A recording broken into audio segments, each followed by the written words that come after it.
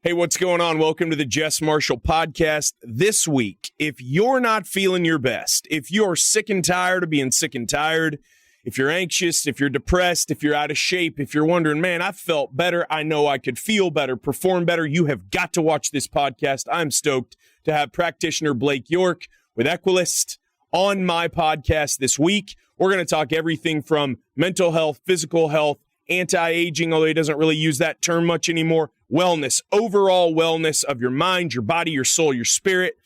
Hope you like the podcast, and I'm sure you will. Hey, what's going on, everybody? Welcome back to the Jess Marshall podcast. Wow. Mark that swipe. Bring it. Where are you from? From Louisiana. Yeah. Right on. Yeah. So I was born I can hear it in there a little bit.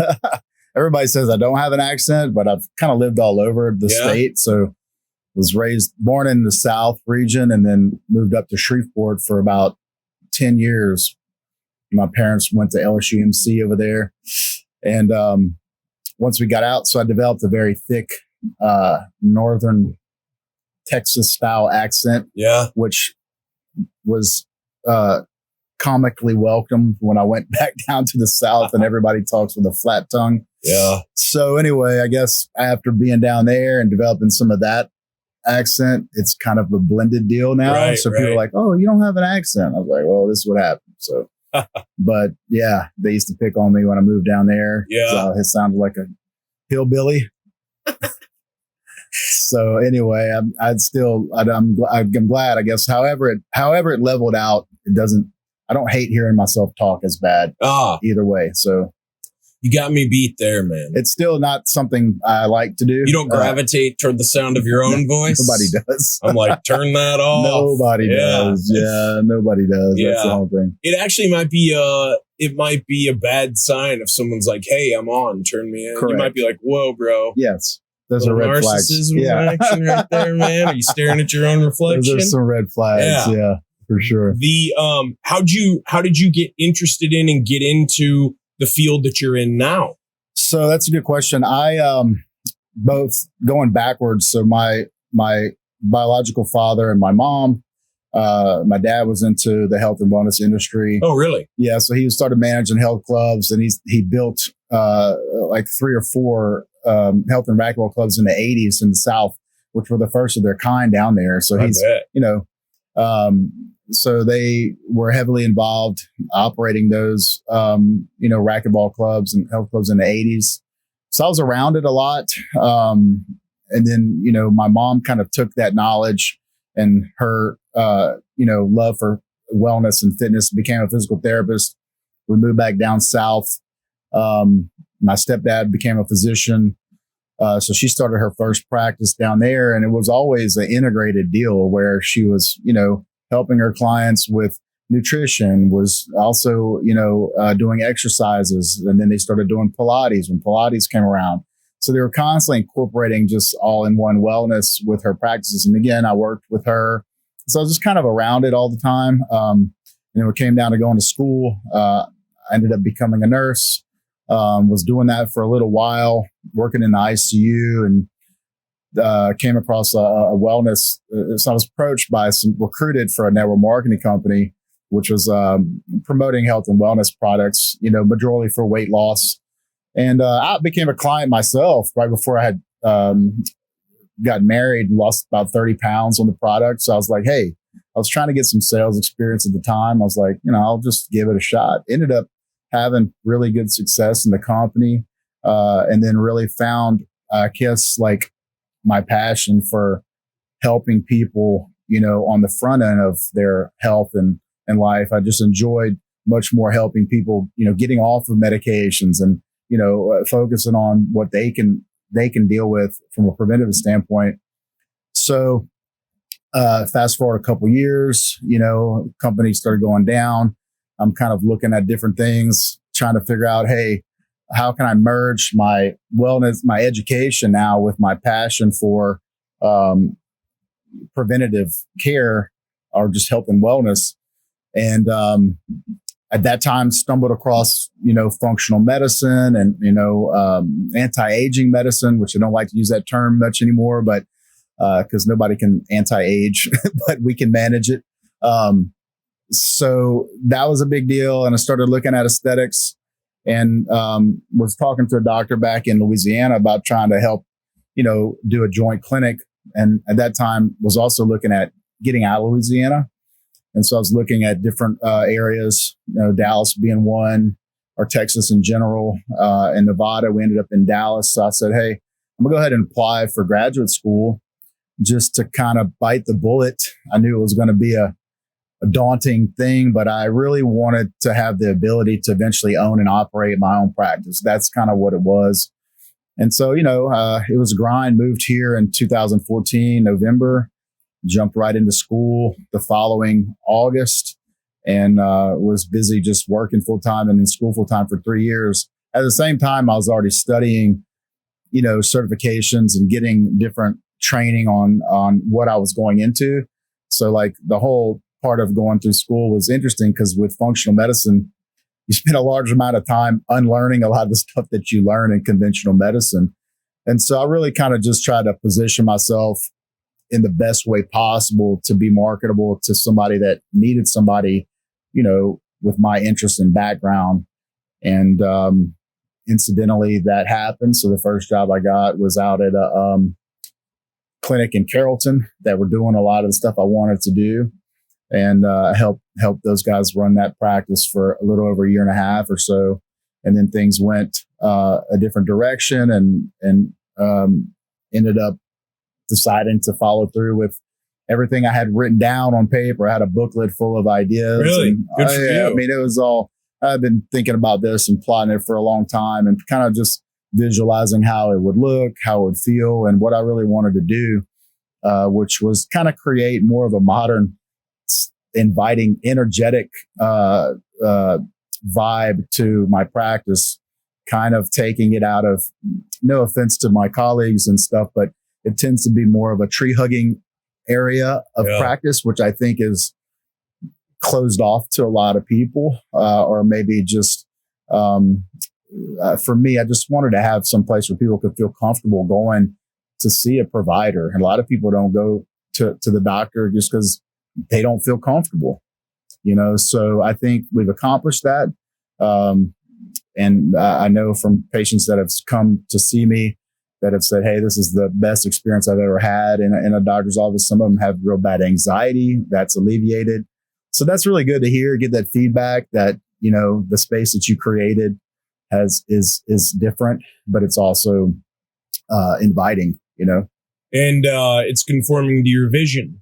As not only, a healthcare provider, a wellness provider, but also as an entrepreneur. Right. And we'll loop back to that in a minute.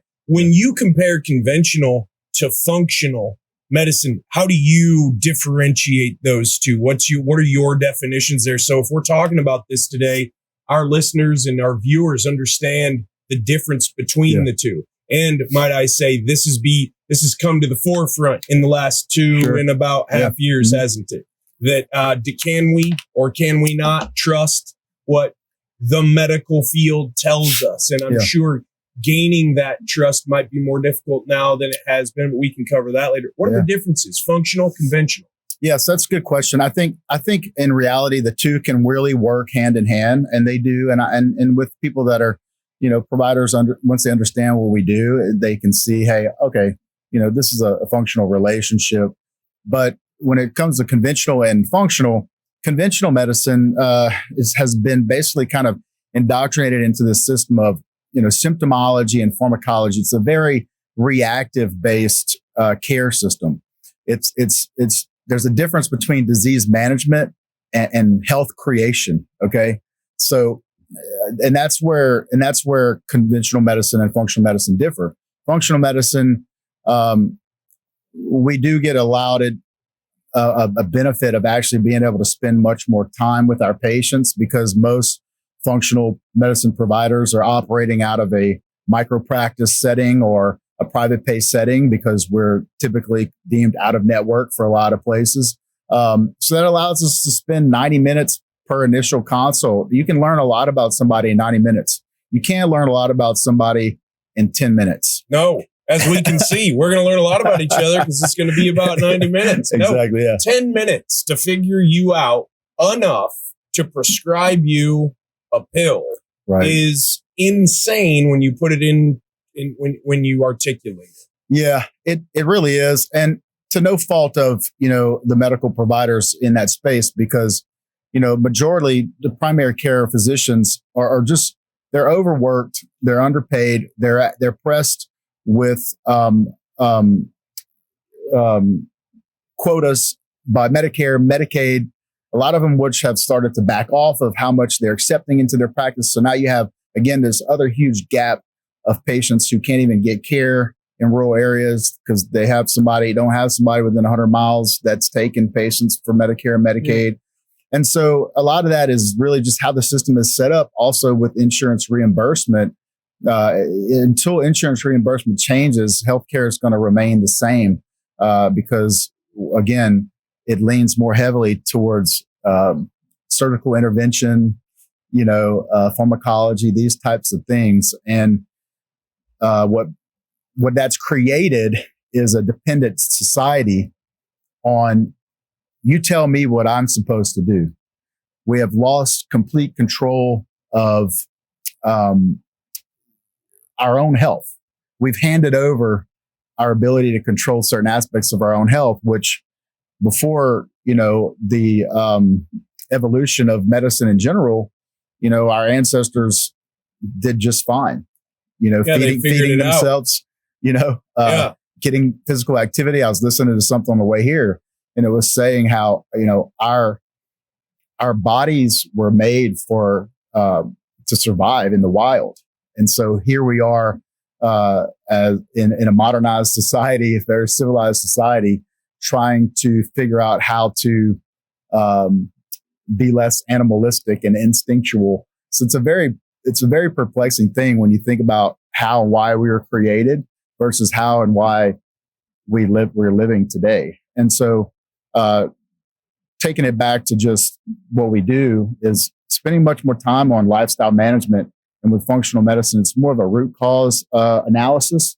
And so trying to really evaluate all the different things in the patient's life and creating a solid foundation. Most people come to me, by the time they come to me, they have no foundation whatsoever. Maybe they did, maybe nobody's ever sat them down and talked to them about these things. So really just through the accumulation of listening to clients, most patients, when they come to me, they know what's wrong with them.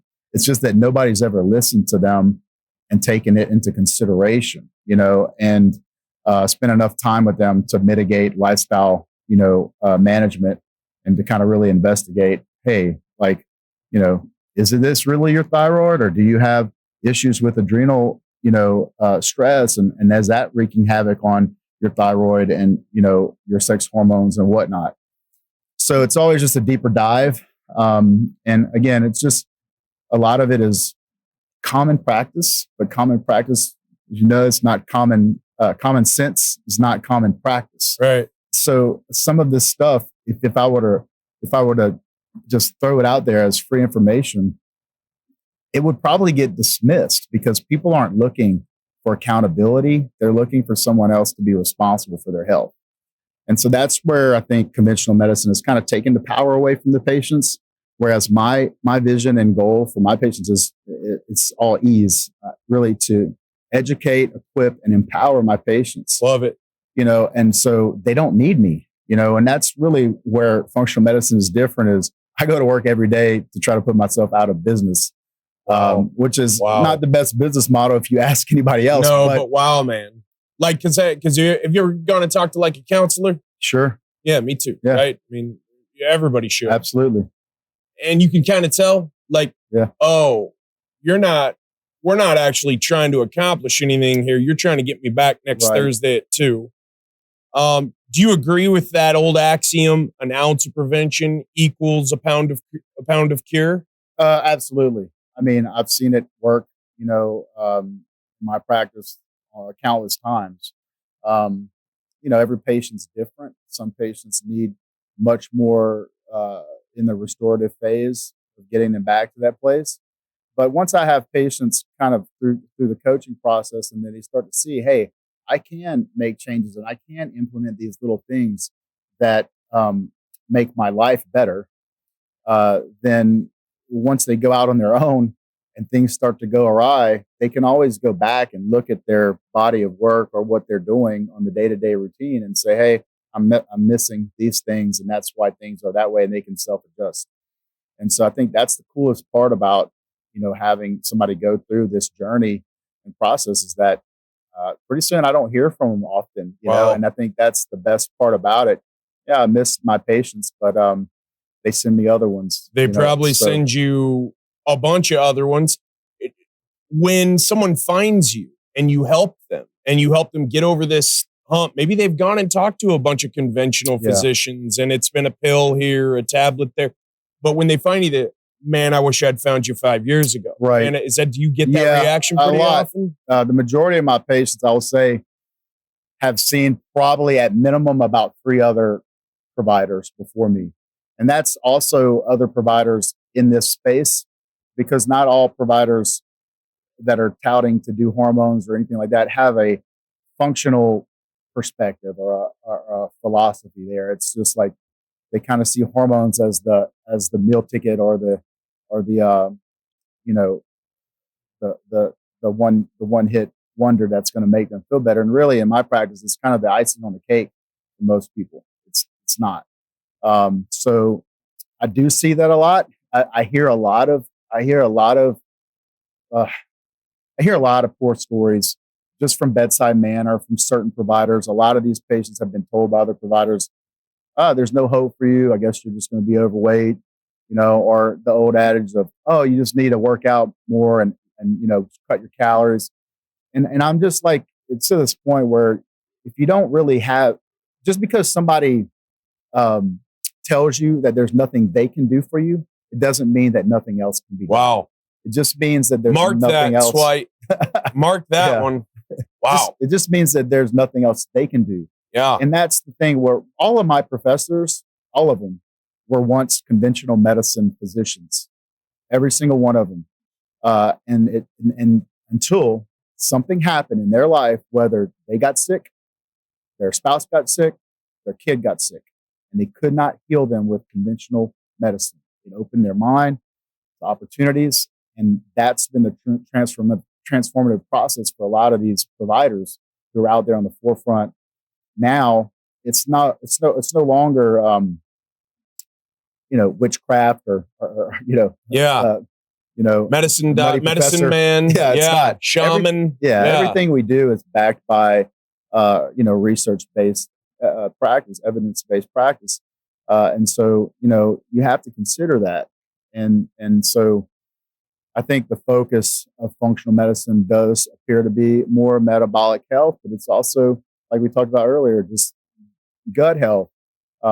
Again, so much can change just through lifestyle management practices. And 2 of the most important things that I see, aside from nutrition and exercise, that are highly disregarded, are sleep and stress. Sleep is the best medicine that we have. Access to it's free, it's available. If sleep goes, everything else goes. Access to it is free unless you can't find it. Sleep. And then it's a real son of a bitch. And that's the thing about most of the people that come to me. It's like there's one thing about, I think we live in a production driven society. No sleep has been glorified for a long time now. I used to sleep when I'm dead. I used to be one of those guys. Then you start to realize I might die from not sleeping. Yep. So it's changed my life, having to restructure my own,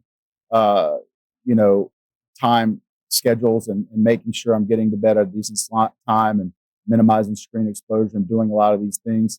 What's your sleep routine? Do you do red light in the bedroom, blackouts, no TV? There's a lot of really cool new information coming out there. If you look, one of the new things I'm researching and looking at is the radio frequency, just emitting from our phones and these things. There's no evidence on what this is actually doing to us cellularly as we're holding these earpods. It's all way too new, right? Right. Yeah. So that's going to be interesting to see, but they've shown these little pocket protectors you can put your phone in, but that stuff is shown to disrupt your sleep. So getting those out of the room or your sleeping space, can be really beneficial. I tell my patients, even minimizing the artificial light in your house a couple hours before bedtime can increase melatonin production. Blue blocking glasses, I always will put those on. Some people will put them on around the house a couple hours before bedtime just to eliminate that exposure. So that's the main thing I see is a lot of people just have a hard time turning off neurologically. And so that's one thing that can help. What's up? Yeah. That's me. Yeah. When you compare what you do and what you do for your paying clients, for your patients is backed by science, education, et cetera. And then you look out at this just vast amount of data that comes in. To me, it's all fascinating, all this biohacking stuff. Right. Yeah. Are you curating through that, sifting through that, looking for things and trying new things yourself just as part of your advice to a client, a patient, when you're talking to them about lifestyle changes? As far as different types of treatments and stuff like that? Oh, I don't know. Troy Aikman just posted a pretty long post about he wakes up in the morning and he knocks down a silent 30-minute meditation every day, no matter what. That's work. That takes work. Yes. I meditate 30 in silence. That takes work. Yeah. You've got your infrared sauna. Yeah. You've got your hyperbarics. I know cryo is something you all help out with. Are these all things that I can tell you're passionate about it, but they're all things that you would try yourself before you would advise? Absolutely. Yeah. I mean, all the stuff that I recommend, I try to practice what I preach. Again, I'm human and I falter. But not acceptable. I hold myself accountable as much as I can, because, first of all, who's going to listen to somebody who's, number one, not doing what they're teaching, or doesn't, look the part. So, I wish I had more time to do all of those things. I have incorporated more stretching and kin stretch. I work with a trainer that had some hip mobility stuff. We do cryo, IV therapy. I'm a huge advocate for peptide therapy. We offer a lot of options for that. I've healed my own shoulder, had a labral tear. I couldn't even do a push-up. With peptides? Yes. Amazing. Yes. And I've had plenty of clients based on my own trial and experience with it that I've used some of these combined peptide therapy treatments for acute and chronic injury, and a lot of it is just mitigating inflammation and boosting immune function. So, yes, I try everything. I love the red light therapy. I'm looking at trying to add some of these components that are new. It's so fascinating because it's changing constantly. That's the coolest thing about functional medicine, alternative medicine, is that it's cool and it's also stressful from a provider standpoint because things are constantly changing and evolving and more evidence coming up. There's a lot of options for treatments. And I think that's great, especially in the realm of, pharmacology, where we have these compounding pharmacies that are, putting together different components, for gut health, for injury repair, for sleep, for sexual dysfunction. So we've got something for everybody. And a lot of these are all naturally occurring amino acid complexes that happen in our body, very minimal risk. We do screen for certain ones for patients. So not everybody's a candidate. But for the most part, people respond really well to them and get positive benefits. So what's your experience with, opinion of, or interest in stem cell therapy? So that's a great question. I was in a conference, more like as an investor meeting many years ago. I think it was 2017, 2018, when I got introduced to exosomal, exosomes. And one of the guys, he was actually one of the leaders in mesenchymal stem cell research. And some of the stuff he was doing underground, because you got to look, this stuff's been in a really gray area for a long time. It still kind of is. Not everybody. Time. Yeah, not everybody. You can't get certain treatments here. Right. You got to go to South America. Right.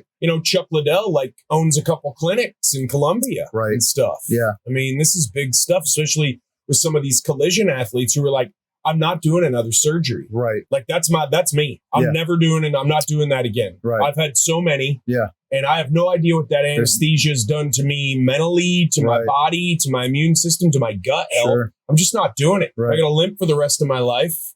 That's what I'll do. I put something on my Instagram this morning. I found the knees over toes guy through Joe Rogan. And because of that guy, I've avoided what was going to be an inevitable hip replacement and knee operation. Yeah. Just doing, it's not fun. Right. It's not like you're in the gym throwing all this weight around. You think, I'm getting jacked here. Yeah. I'm 43 and I couldn't walk up a set of stairs because of the tendonitis in my knee. Fixed it. Yeah. And it's amazing. The stem cell stuff though, what the FDA has approved, I know is somewhat effective, which you can get treated with here. Is that something that once you've got your mind wrapped all the way around it, you think you'll probably add to your practice? So I'm working with a new medical director now who posed a question about that. He's associated with some people that are actually doing them. We haven't revisited it just because I have so many other things going on, but it is something that people are highly interested in. The problem with stem cells when it first launched and first went out is that it created this market, right? And so with any market with products, not all products are equal. And so you had a high margin of cost for patients and the treatments were not equivalating the results that had been opposed. So they're charging you this, but you're only getting this type of return. Yeah. So that's, said everybody wants to make money. So you had, a little Bernie Madoff effect happening there. And so people started backing off, all the ethical people. And so it kind of ruined, it ruined it for the ones that were really trying to provide the best quality stem cells, with the best efficacy. I think that's evolved now more often than not. When I have spoken to somebody that has had stem cell treatments, whether in Dallas or elsewhere, they're having positive benefits. And so I think that is a positive sign for what's to come. It just matters who you're getting them from, who's doing the procedure. I think they do have a physician here in Dallas that is pretty renowned for having Dr. Neil Reardon. Yeah, absolutely. Yeah. So I've looked at a bunch of his stuff. He's the person that I would follow along his involvement. Mm-hmm. And because, that's the thing is like they had some unethical people getting involved in this and doing stuff just to turn over, a profit. And for me, that's not something I would ever dive into just from an ethical standpoint. So I'm kind of waiting to see. I mean, we do some aesthetic treatments now have with pro-cell therapies that utilizes growth cell factors topically for the skin, which helps recruit new collagen growth. So there's a lot of other like topical sources that are being utilized right now. But the injectable stuff, it's kind of, I think in the next probably 3 to 5 years, it'll be much more prominent and perceived to be a safe treatment. But I think they're going to have to find out how to regulate that stuff a little more. Yeah. Well, everybody's got to get a piece of the pie somehow for it to be approved. I'd say regulate. I'd say monetize it is what I should say. Yeah. That seems to be when you sit down with a client, say I come to you and I say, Blake, I wake up in the morning sometimes and I'm just like, so we're doing this again, huh? Like I just don't feel this vitality, this zest for life. And then once I get into my day, I got the kids over here. I got 90 texts on my phone every hour. I'm not feeling it.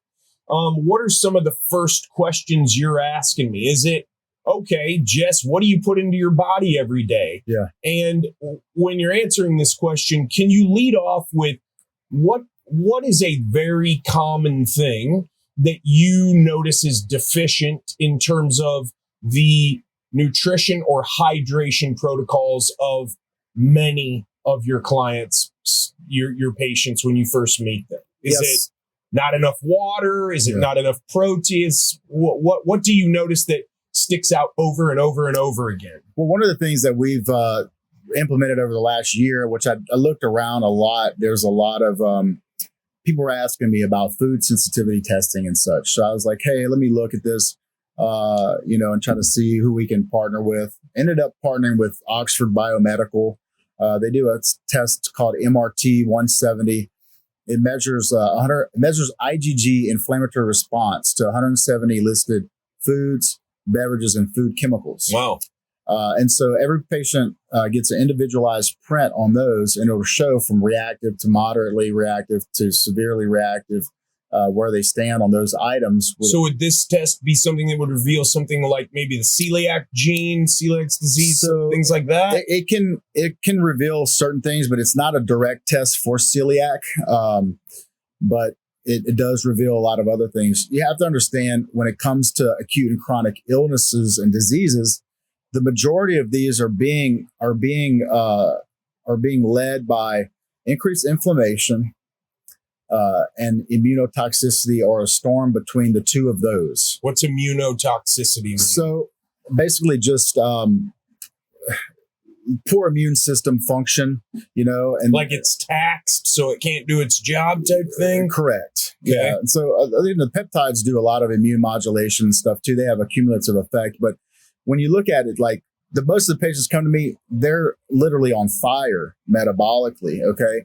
And so I give this kind of scenario, firefighters, even if you have a fire extinguisher, if you're taught, you don't go into fire just spraying water everywhere. You aim it at the base of the fire. And so that's what, literally we probably are the closest thing to firefighters, is because we can pick up on certain things that are being mitigated by inflammation. And if you can control inflammation, you can control disease processing and acceleration. But you have to know what the patient's putting into their body first and foremost. And if that is adding insult to injury. And you need that rapport, that comfort level with the client, with a patient where, apologize, I keep saying client, I guess because I say it so often to my own team. I know they're patients. Hey, if I don't know if I can trust you because I've gone to other doctors and been honest, right, and then they didn't give me what I really needed to help solve my problem, so now I'm on guard with you until I understand that you're actually there to get to the root, to fix me, so I can live a life where I don't have to keep coming back to doctor's offices. Right. Is that establishing that rapport and that trust with the patient right off the bat just part of your overall experience right when they walk in? That's the most important thing in any relationship. Well, does the patient know, like, and trust me? Unless you're an Amazon client. No, that's right. Yeah. You don't have any transactional relationship there. But with something as intimate as this, yes, and I think I've been gifted with the ability to actually listen and speak into people's lives and have them trust me and follow my direction. But I do have I have a readiness questionnaire, because that's the difference of what I do. This is a true partnership between me and you. And I want to know if you're ready. I want to know if you're, and not everybody's ready. They'll pay you, but they're still not ready. And so that's the most, I think, frustrating thing for me as a provider who wants to see all of their patients fly, is that not everybody's ready to fly, and sometimes I'll even go through the intake process with everybody, and then I'll go over the labs and I'll go over some of the food stuff. And right off the bat, people will be like, okay, well, I'll do that, but I'm not doing that, and that. And they're not desperate enough. And that's fine. But I have to have the frank conversation of, look, I can't guarantee you results. And so my results for patients are based on a collective agreement as a partner, a patient provider partnership. That's why I say the medicine of the future is collaborative. Mm. It has to be. Yeah. You have to own your health. I can't own it. So I have to take personal responsibility for my health, my well-being, my vitality. Imagine that. I'll be gosh dang. That's the biggest thing, because isn't it amazing that that's a foreign concept though? Yes. And it goes back to what you talked about 10 minutes ago. Yeah. It's been this, sending down the 10 commandments from the mountaintop, and oh yes, thank you, doctor. And off I go to the pharmacy, and off I go thinking I'm fixed, only to find out in 10 years there's a class action against the pharmaceutical company, or that I was 14 and I had an ankle injury and they put me on OxyContin, and then I couldn't find that anymore, and then I turned into a heroin addict, and then I overdosed. Story, yeah. You know what I'm saying? Yeah. So this collaboration, this attitude of, I'm here to help you. We're going to work together on this. How important is it for you to set those expectations right up above, right from the top, that, hey, you might get some answers here that aren't going to be fun to hear, right? But we're going to base this on data. And my advice to you is not going to be, I've got a feel for this or an intuition about this. It's going to be bang, bang, bang. Look at what your levels say. This is what we have to do to fix you. Is that expectation process just so integral? It's the most important piece in that initial phase, is really setting the tone for, hey, this is a process. You didn't get here overnight. You're not going to get well overnight either. And I think that's another thing from a society standpoint, that we're a microwave oven society. People want to abuse their bodies for 10, 20, 30 years. And then when they're ready to get fixed, they want it to happen in a week. And so I have to set that tone, especially for, some female patients where that restorative phase may push on 6 months to a year. So I like to set that tone up front. And I do like to put some emphasis on the responsibility of the patient that has heavy lifting going home. And I always tell them, hey, look, I can't go home with all you guys. I wish I could, but I can't. I'm depending upon you to be transparent with me. I don't expect you to turn around and implement all of these things overnight. I'm very, very conservative in what I ask for up front. It's little things compoundingly that will change the patient's life. And you don't always do these things perfectly, even when you know exactly what to do. And I don't care who anybody says, they don't always do everything perfectly. But you can keep getting back up the next day and going at it the way you know how to do it, with new knowledge, new education, those types of things. So that's absolutely it has to happen. Yeah. If the patient doesn't trust me, they don't they don't like me. Thankfully I haven't had that happen often, but you don't get I don't like you very often. I haven't. No, lucky guy. Unless they're telling somebody else. I get that so often. It's crazy. Not for my patients. I feel like a majority of my patients, when they get to me, they're in a desperate place. It's kind of like they're looking at me like I'm the buck stops here. I didn't prepare it that way. And fortunately, I have been able to be the person that helped somebody who was failed by conventional medicine many times. Again, I go back to that whole thing. I wish when I have these patients that go all in and they experience that life transformation, it's the greatest joy for me. It's like, hey, we did it. You did it. But they always want to come directly to me because historically, all the praise has been on, the messiah of the provider, right? That's here yielding medication. Yeah. And when they come to me with that stuff and they, try to give me price, like, no, you did this because you're the missing piece. There's no replacement for foundational wellness.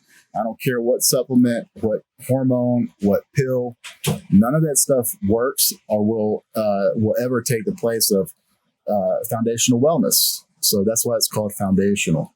The problem is we've removed all of that responsibility from medicine and placed it upon the provider and the drugs that he provides. Right. Can you think of an acute example, something that might even be hard to believe, of a turnaround that you've witnessed, where you've had a patient come in who was at the end of their rope, whether it was emotionally or whether they had a food allergy they didn't know about, or they were just being driven insane by anxiety, where you were then able to test them, get their levels, put them on a track. They joined together with you and you guys pursued that strategy together, and a 180-degree turnaround happened. Does one come to mind right off the top of your head? I've had several of those, some close to me. A couple of years ago, he came to me. He had been seeing another provider, had been placed on hormones, thyroid medication, had taken himself off the thyroid medication, was making him feel bad. So it got to the point where they weren't managing his care very well. So he finally came to me.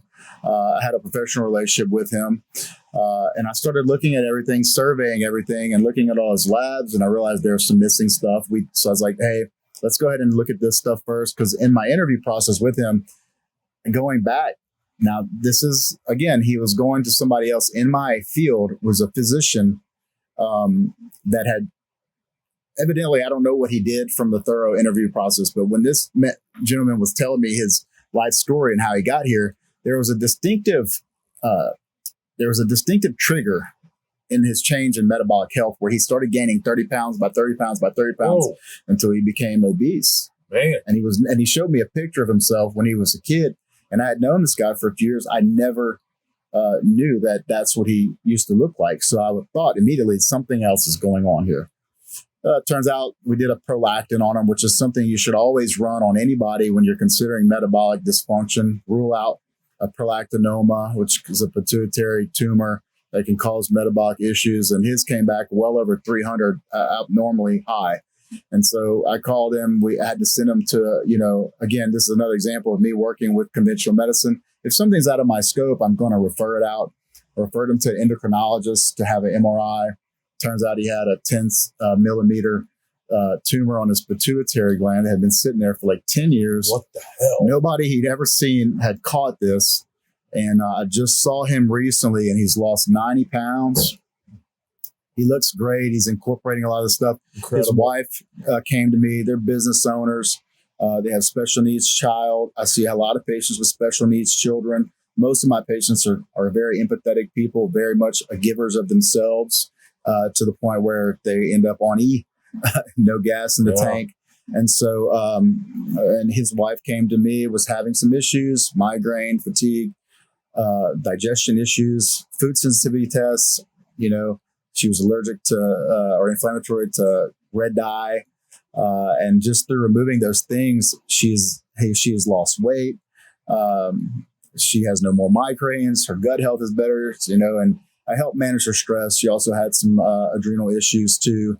But now to see both of them operating out of a much better space, you see people that own businesses and have tons of responsibility all the time. And sometimes I look at these people and the physical state of them or just their energy level, and I think to myself, like, how in the world is this person accomplishing all these things? But most people are really resilient and they're just surging through all of these symptoms every day, running off of caffeine, using something to go to sleep, using something to wake up, and don't really know or have forgotten what it feels like to be naturally full of energy. Yeah. When you think about that, that's something I've really struggled with as well. The stress, and I got all these people counting on me and I got to bring it every day and all that. If you could pair that metal mindset, not metal like steel or aluminum, but like metal, like test your metal, pair that metal mindset with now your body's running at an optimal level. That's just taking you to a next level, right? Where I think that when you do run your own thing and when it is exhausting and when quit is not an option and you just power through every day, it's hard. It is hard to imagine what would it be like if when I woke up in the morning, I was like, oh yeah, it's fucking on today. Yeah. Like, let's go. Right. I don't need coffee. I'm good. I just slept 6-8 hours. I'm ready to roll. That's got to be such a fulfilling feeling for you when you're able to help people get back on track. Yeah, it really is. I made just a catch slogan. It's one that's been used before, but energy is everything. And that is the most honest statement that really is that exists, and that people don't understand that is what controls everything, whether it's industrial, whether it's our bodies, you name it. That is what's running this office, everything. We're no different. If we don't have energy for life, we can't be good fathers, we can't be good parents, we can't be good business owners, we can't be good employees. We don't even enjoy the things that we once did.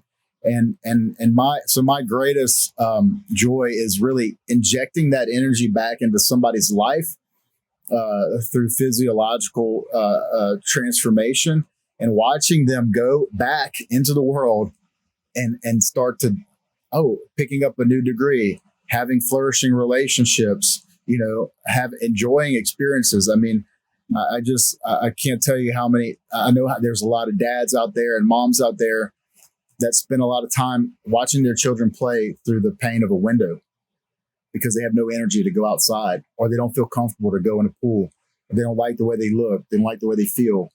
I see that a lot, I hear that a lot. And that's something I'm really passionate about because, I work my hardest to try to keep my energy levels up, to chase my son around and to have fun with my kid, my daughter. And I love doing that for people because if without energy, we can't go out into the world and self-actualize our greatest potential that we're here for, and that's what it's all about.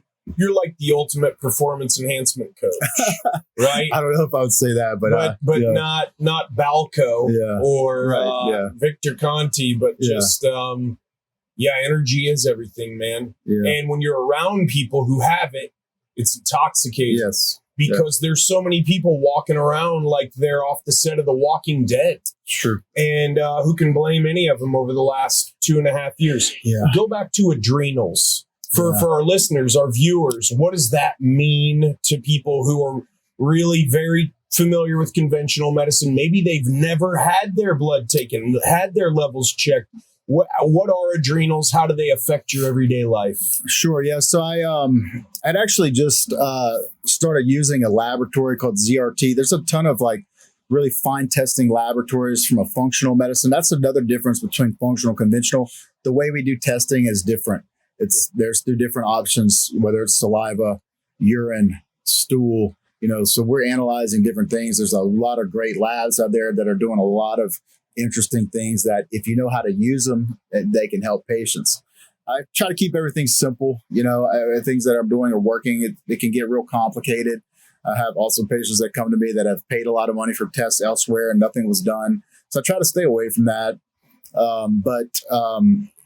When I started really assessing from a functional perspective, when I started my own practice, because I wasn't doing it at the other place. So when I opened my practice in January, was the first time that I was really interviewing people from a functional perspective.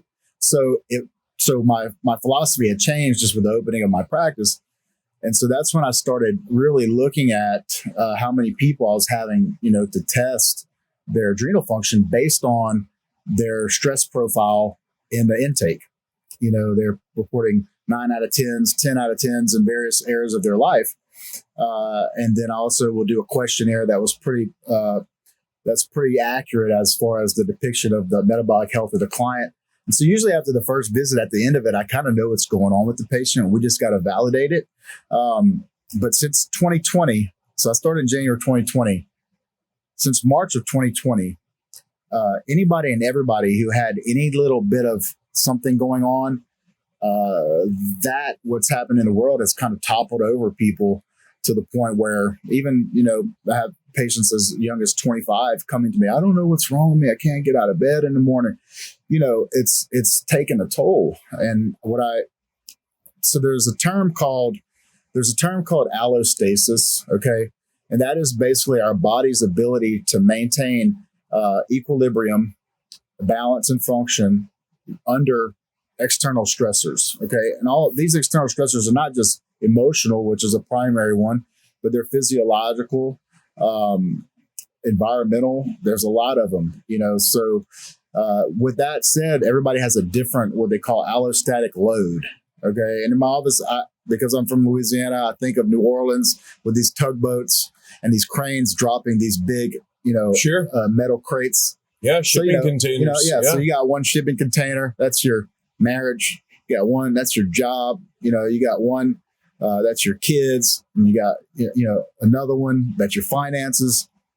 And then, what is the load that you can handle before that tugboat flips over? And everybody's different. And some people are stress givers. We all know people like that. Some people are stress takers. Most of my patients are stress takers. Even if they're type A personality, they tend to absorb more around them in their environment. And so going through that process of evaluating, hey, what is the level of stress, getting the report back and then going over with them what this means which saliva testing on a diurnal curve. So morning to night, circadian rhythm. Cortisol is secreted by a lot of different areas in the body. A large part of it comes from the adrenals. They sit on top of our kidneys. They produce cortisol, DHEAS. Okay. That piece kind of making up what's called a HPA axis with the pituitary. Okay. And that part is a very important piece of metabolic health that is widely missed, because your doctor, if you go to your primary care, he's not even going to ask you about your stress, first of all. Okay. Second of all, he's not going to tell you anything to do about it because he doesn't know. And then thirdly, they're going to not be able to test it accurately because they don't do fine testing in their office. They do it through blood. You would have to go to a blood lab 4 times in a day to get a morning, noon, evening, and dinner and bedtime sample to truly know where your cortisol's at. And then the act of injecting that needle in is going to spike cortisol anyway. So we use saliva that gives a much better readout of that. Cortisol is a stress hormone, is a very helpful hormone that we need in times of fight or flight. Okay. So sympathetic nervous system. Okay. So that is a transactional hormone that we use when we need it. Keeps us alive. Yes. You got somebody's you intervening on something that you see, or being a good Samaritan, or you got the proverbial picking the truck off of the kid or something. Beat somebody's ass. Exactly, that too. Yeah, 100%. So you need that hormone. Okay, but it shouldn't be the dominant hormone. And what happens is, under a normal transient stressful event, remove the event, cortisol will become regulated, things go back to normal. What happens is when you have chronic prolonged stressors, and this goes all the way back to childhood trauma, and that's another thing that I've been really studying and kind of really passionate about, paralleling trauma, abuse to metabolic dysfunction. Really? A lot of people talk about the emotional aspect of what happens with trauma, not the physiological. What happens to people after they get out of abusive relationships or toxic situations or whatever it is, it messes with their metabolic health. Wow. And so that's a big thing that I've been getting a ton of patients that are very, very similar in their experience. And I'm working currently on a certification for to be a certified like trauma supportive. So trauma, especially childhood trauma, like when you're little and you're supposed to be protected and you're not your own protector and your provider. So you get trauma, say you're 10 or 15. That can actually change the composition of your body chemistry in a way that 20 years later you're still paying for. A lot of people won't know. It depends on the severity of it. Right. But I have had patients that come in, and when I'm looking at their eval, that's part of it. Have you ever experienced trauma? Have you ever been a victim of a crime? Have you ever, what is it? Are you in counseling? Have you ever gotten counseling? Those things are all relative. We talk from everything from A to Z, because in my office, it matters. Because I have a patient, she's a fully grown adult, but when I talk to her and I mention this thing, you had a strained relationship with your mother, you had a pretty toxic, childhood with all this stuff. Now that you're adult, you're removed from the situation, right? But you're still living over here physiologically. Wow. From a nervous system response. So it's just like animals in a cage or whatever, or you see these dogs that get adopted out of certain situations and they act a certain way. That is ingrained into their physiology. And even though they don't know it, they're high strung, they're tight, tense all the time. They've got cervical pain, they've got headaches, they've got anxiety, they've got depression. So it's almost like their mind obviously formed around this event. Mm-hmm. Maybe they were assaulted, like you said, a crime, abused, whatever. But then their actual body also has formed around this, right? Almost like the way a pearl is made. You got a grain of sand and it forms around that. Wow, I didn't know that. That's incredible. Yeah, it really is. And when you look at what cortisol does, cortisol is a very catabolic hormone, meaning it breaks down tissue.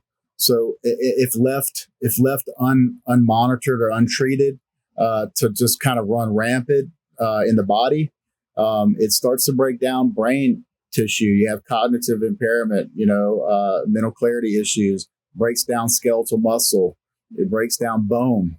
It causes us to hold on to fat. Okay. Crazy. And it puts most patients in a spin cycle of creating these new unhealthy cravings for salt, sugar, chocolate, caffeine dependency. Okay. It also keeps them up at night if they have a high cortisol in the evening and at bedtime, which further makes them lose sleep, which worsens circadian rhythm, which worsens the whole cycle. So most patients are swirling down the drain unbeknownst to them, and they just don't know how to pull themselves out. And the death really is in the details. It is. Because I don't think I've ever gone to a doctor whose job it was to help me fix my body, right, and had them ask me about my trauma history ever. Right. I've certainly been to, brain doctors, shrinks, and they ask you, but even that's abbreviated. That's 30 minutes maybe, but I'm not your counselor. I'm here. Are you insane? Are you OCD? What's your problem? Right. Here's a pill. See you later. Sounds like this is a much more comprehensive, holistic. And when I say holistic, not the HOLIST, but whole. W. Yeah. Is that really what you're shooting for? Well, that's another difference between functional and conventional. Is conventional, nobody owns the patient. You've got 5 or 6 talking heads, one for your heart, you got one for your orthopedic, you got one for your primary. Oh, but the cardiology doesn't cover rhythms. So you got a heart rhythm doctor. Owns the patient, meaning is responsible. The buck stops here for all the bottom aspects, line. Okay. Yes, if there's something that's out of my scope, it's going to be referred to. But in my office, it's 90 minutes of pure on confessional, and it's emotional. It's a lot of people for the first time are pouring out their baggage to me, and not knowing that it's all relevant to their current state of health, and it is. And so, and that goes back to creating the rapport. And then, for a lot of people, they just never been given permission to take care of themselves. Yeah. Or maybe don't think that, like, especially if it's, say, a single mom or a single dad, don't have time for it, can't afford it, and I'm not important enough for it, maybe is the mindset pretty often. I hear that often too when I'm an empath, so I'm listening to someone, they're telling me this and that, and I'm like, okay, all right, I get it, yep, but you have to understand that if you don't take care of yourself, then your son, your daughter, or both, you have to concentrate on yourself. Are you in some ways sometimes positioned to persuade's the wrong word, but to shed light on the fact that if you don't address this now, it's not just going to get worse. It's going to become dire. Yeah. And does it take that sometimes? You have to get frank and really plain with them sometimes? That's why I say it gets raw and real in the first visit. I mean, you're there, we're talking about everything. And I'm like you. I mean, I wouldn't be doing what I'm doing if I wasn't empathic and couldn't feel people's energy and what they're processing. And thankfully, I've gone through a lot of stuff myself from a personal level that allows me to draw upon my own experiences. For a while, I didn't know why I went through all of these things in a short period of time. But shortly after I came into practice and I started encountering patients with a lot of things that I'd overcome that they were going through, it made me much more beneficial to my clients. But that is the first thing that we, really talk about is, to your point, just kind of giving them the permission to take care of themselves, and reiterating the fact that I try to really train my patients like, hey, we should be pouring out of our saucer. We should be serving out of our saucer and never our cup. And I tell them myself, I was like, before you got in my office, I said, I worked out this morning. I did my prayer, meditation, and deep breathing. And I took care of myself so that I could come in here and be who I am to you. If I don't do that, I'm a completely different person. So you are a man of faith. I was going to ask you that. It sounds like that's important to you, especially if it's among the things you do in the morning to kick your day off. when you were going through those things, those tough times, those trials, those tribulations, you were walking through that fire and you're going, the hell, man? Yeah. Are you kidding? And I go, what? And now this and that out of left field. And you may have felt lost then. Was there a time? Was it the first time you helped a client turn a corner when maybe you felt like there had been a plan all along? And when you realized that, was it almost like a transcendent experience for you where you're like, okay, I get it. Yeah. I understand. Yeah. Okay. Yeah, that was early on. I think with regular nursing, just acute care, it's very order driven. It's very transactional. I mean, you get a lot of intimate relationship with the clients or the patients, but it's different.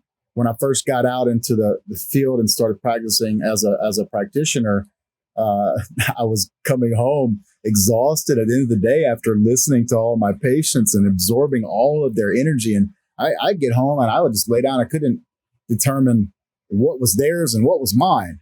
And so I had to figure that out and kind of learn how to really channel that. But there was a very distinctive aha moment after I met a client, a couple clients in my first year of practice, one who had lost his mother and was going through some different things. I had lost my father suddenly in 2015. I was able to, that gave me permission to speak in his life and understand also what that is doing to his health. And so I helped restructure that. This guy is currently still in my life today, professionally. He helps me out with financial stuff. And so I think each one of those I've made, significant friendships with these patients because I really identify with myself in all of my patients to some degree. But, there was, another patient that was going through some divorce and adultery stuff. And those are all things that I know personally what it takes, the toll that it takes on you, not only spiritually, but mentally and physically. And so for me to be able to stand across you and say, hey, I've been there and I've recovered from it, then you now have permission to coach that person through those processes. And again, it helps rapport. So everything that I went through, which there was a period of about 3 or 4 years where things climaxed while I was in school. And so that, it's through that suffering that we actually gain perspective, and I walked out of the office that day after I started seeing like, wow, I realized this is why God put me in this situation. Wow. So fast and compacted into those 3 years of just probably top 5 out of your 10 most stressful life events, right? Sure. All into one heap while I'm in school. Why is this happening to me? Well, then when you can kind of reflect back and say, I see exactly what was happening. It was happening for me to be able to be a better, more connective practitioner. And so that's kind of what on the forefront, furthering down just my ability to coach people, specifically through narcissistic abuse and post-narcissistic recovery, and what that does metabolically and psychologically to patients. I've become really passionate about that, and I've helped several patients turn not only their health around, but also their ability to deal with these types of people in thetheir life. And so again, like I say, in my office, it's a full-on A to Z conversation. Everything's relevant for me, and I can help patients, thankfully, in a lot of areas that somebody else that maybe hadn't experienced those things would not be as impactful in that person's life.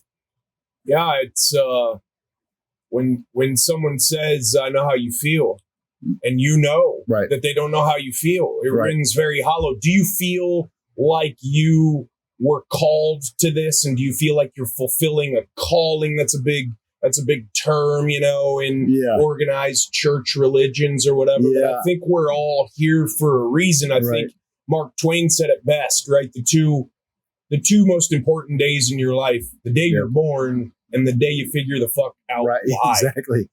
Yeah. I love that quote, and I reflected on that a lot.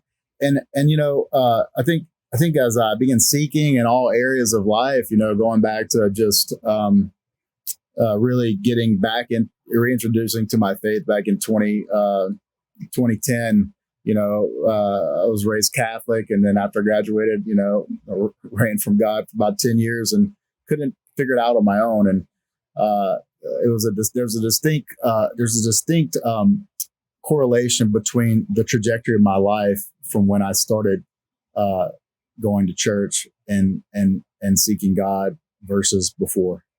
It was just has gone up and up, one opportunity is another. The ability to, I won't say manifest things, but actually visualize and achieve certain things that I already saw them coming just through visions that were being given to me, and the vision of this clinic. And I had to take a long road, but I'm always seeking, what's my purpose? What's my purpose?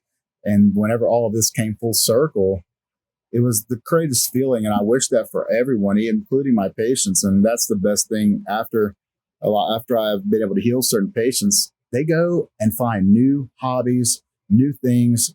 They're doing things that they were once scared of or once afraid of doing. And that to me is the best thing, because that's why we're here. That's why we're here. And life's meant to be lived, not survived. Correct. Right. And so many of us are in survival mode, even when we don't realize it. Yeah. I'm a huge adrenaline guy. Yeah. So whether it's, fighting or rugby or making a sale or just whatever. Bullfighting. Or bullfight. I love it. Right. Rely on it. Sought it out.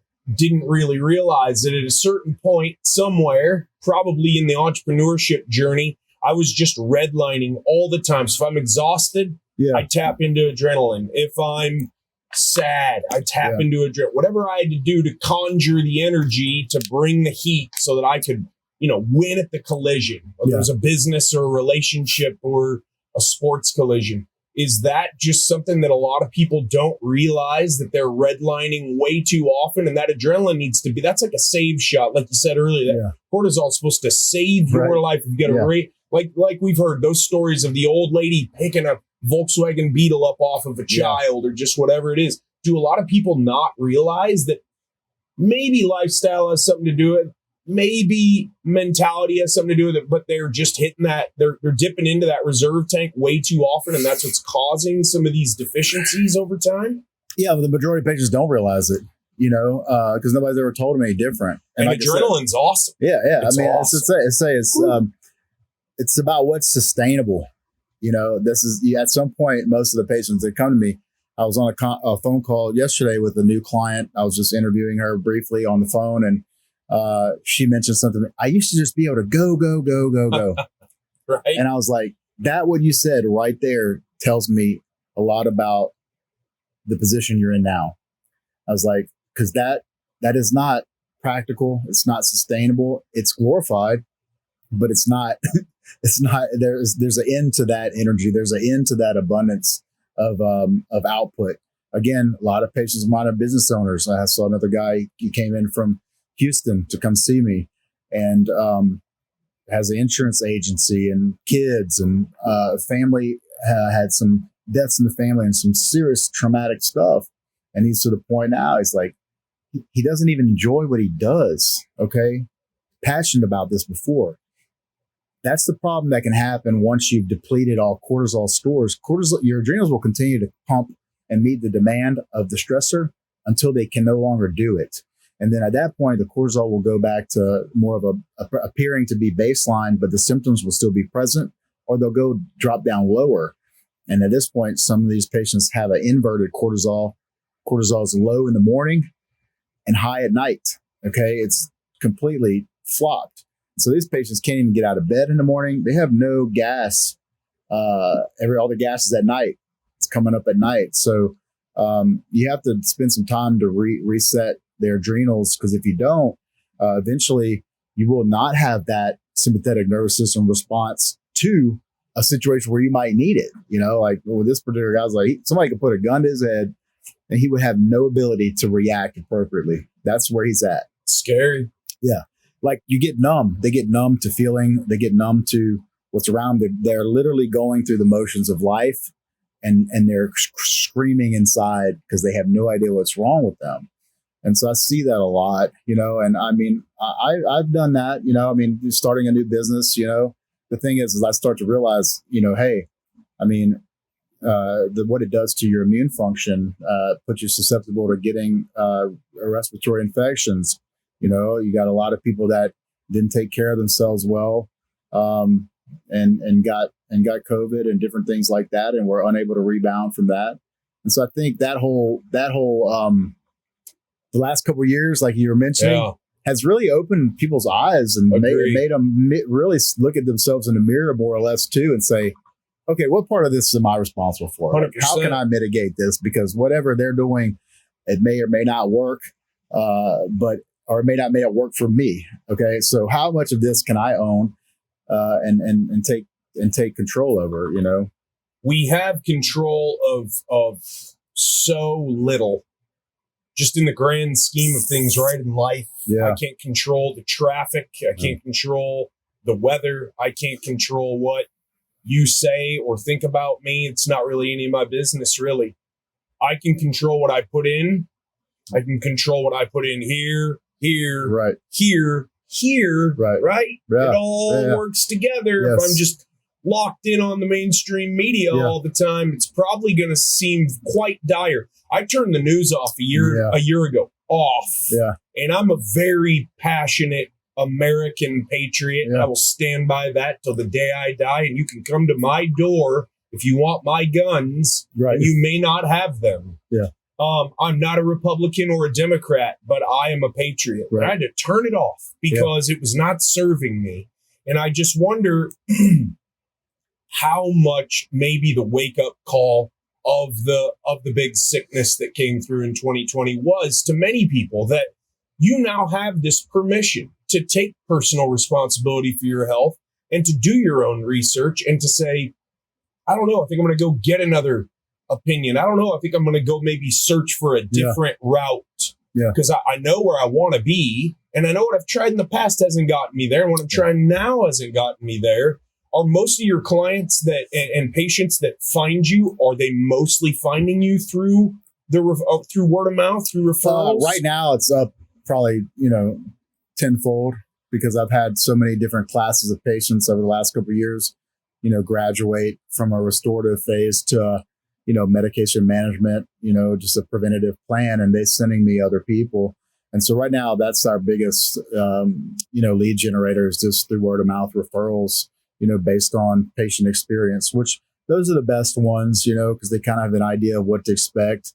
I have had some people find me, in other cities, just through Google searching and different things, and social media.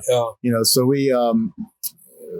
we still have a long ways to go, but it's still, we've got about 300 registered clients now from zero back in 2020 with during the pandemic, building a new practice that wasn't obviously ideal, but it really you can say to someone who was also starting a business at that time, who might have put their entire life savings into it.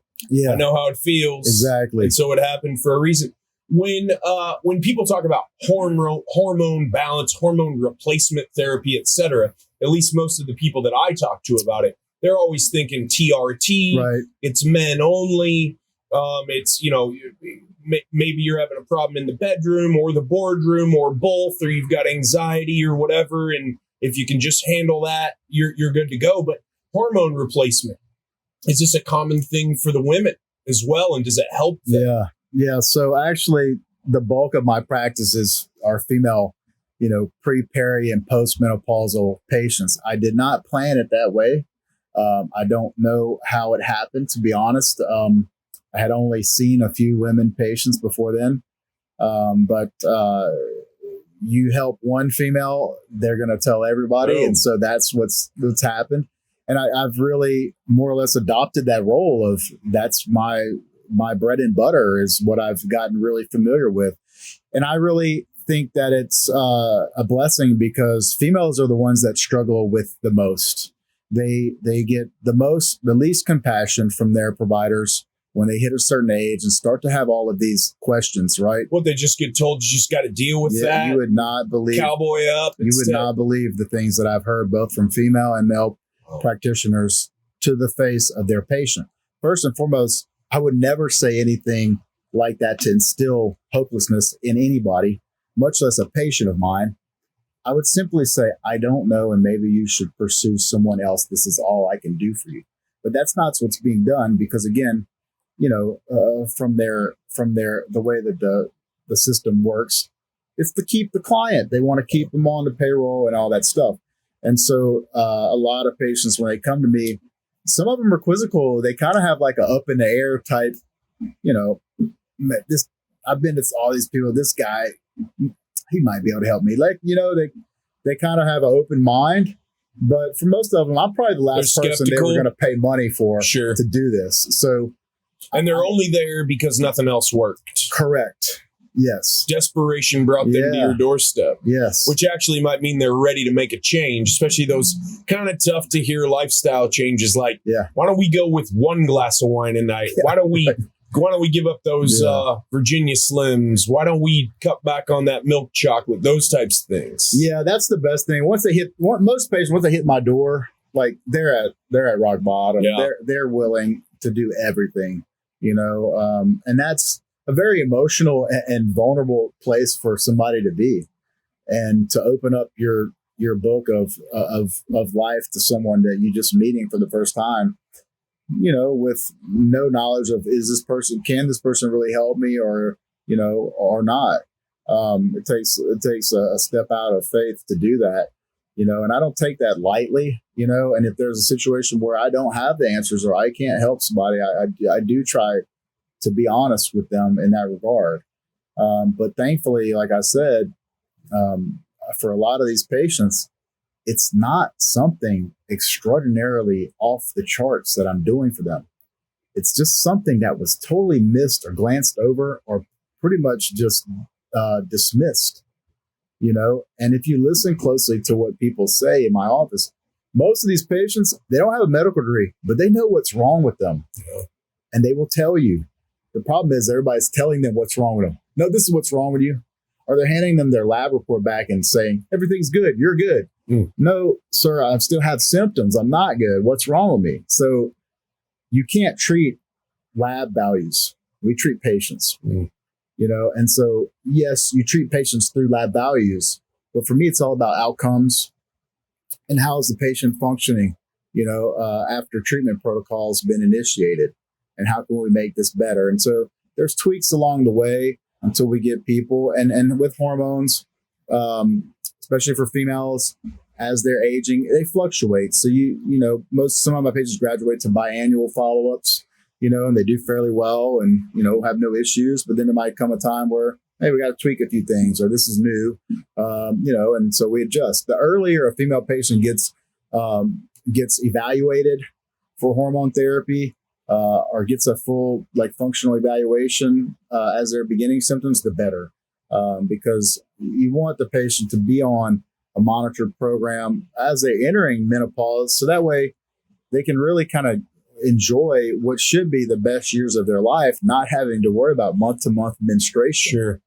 And so I do some other contractual stuff. But I always talk to these patients that are medical weight loss type patients, and basically, they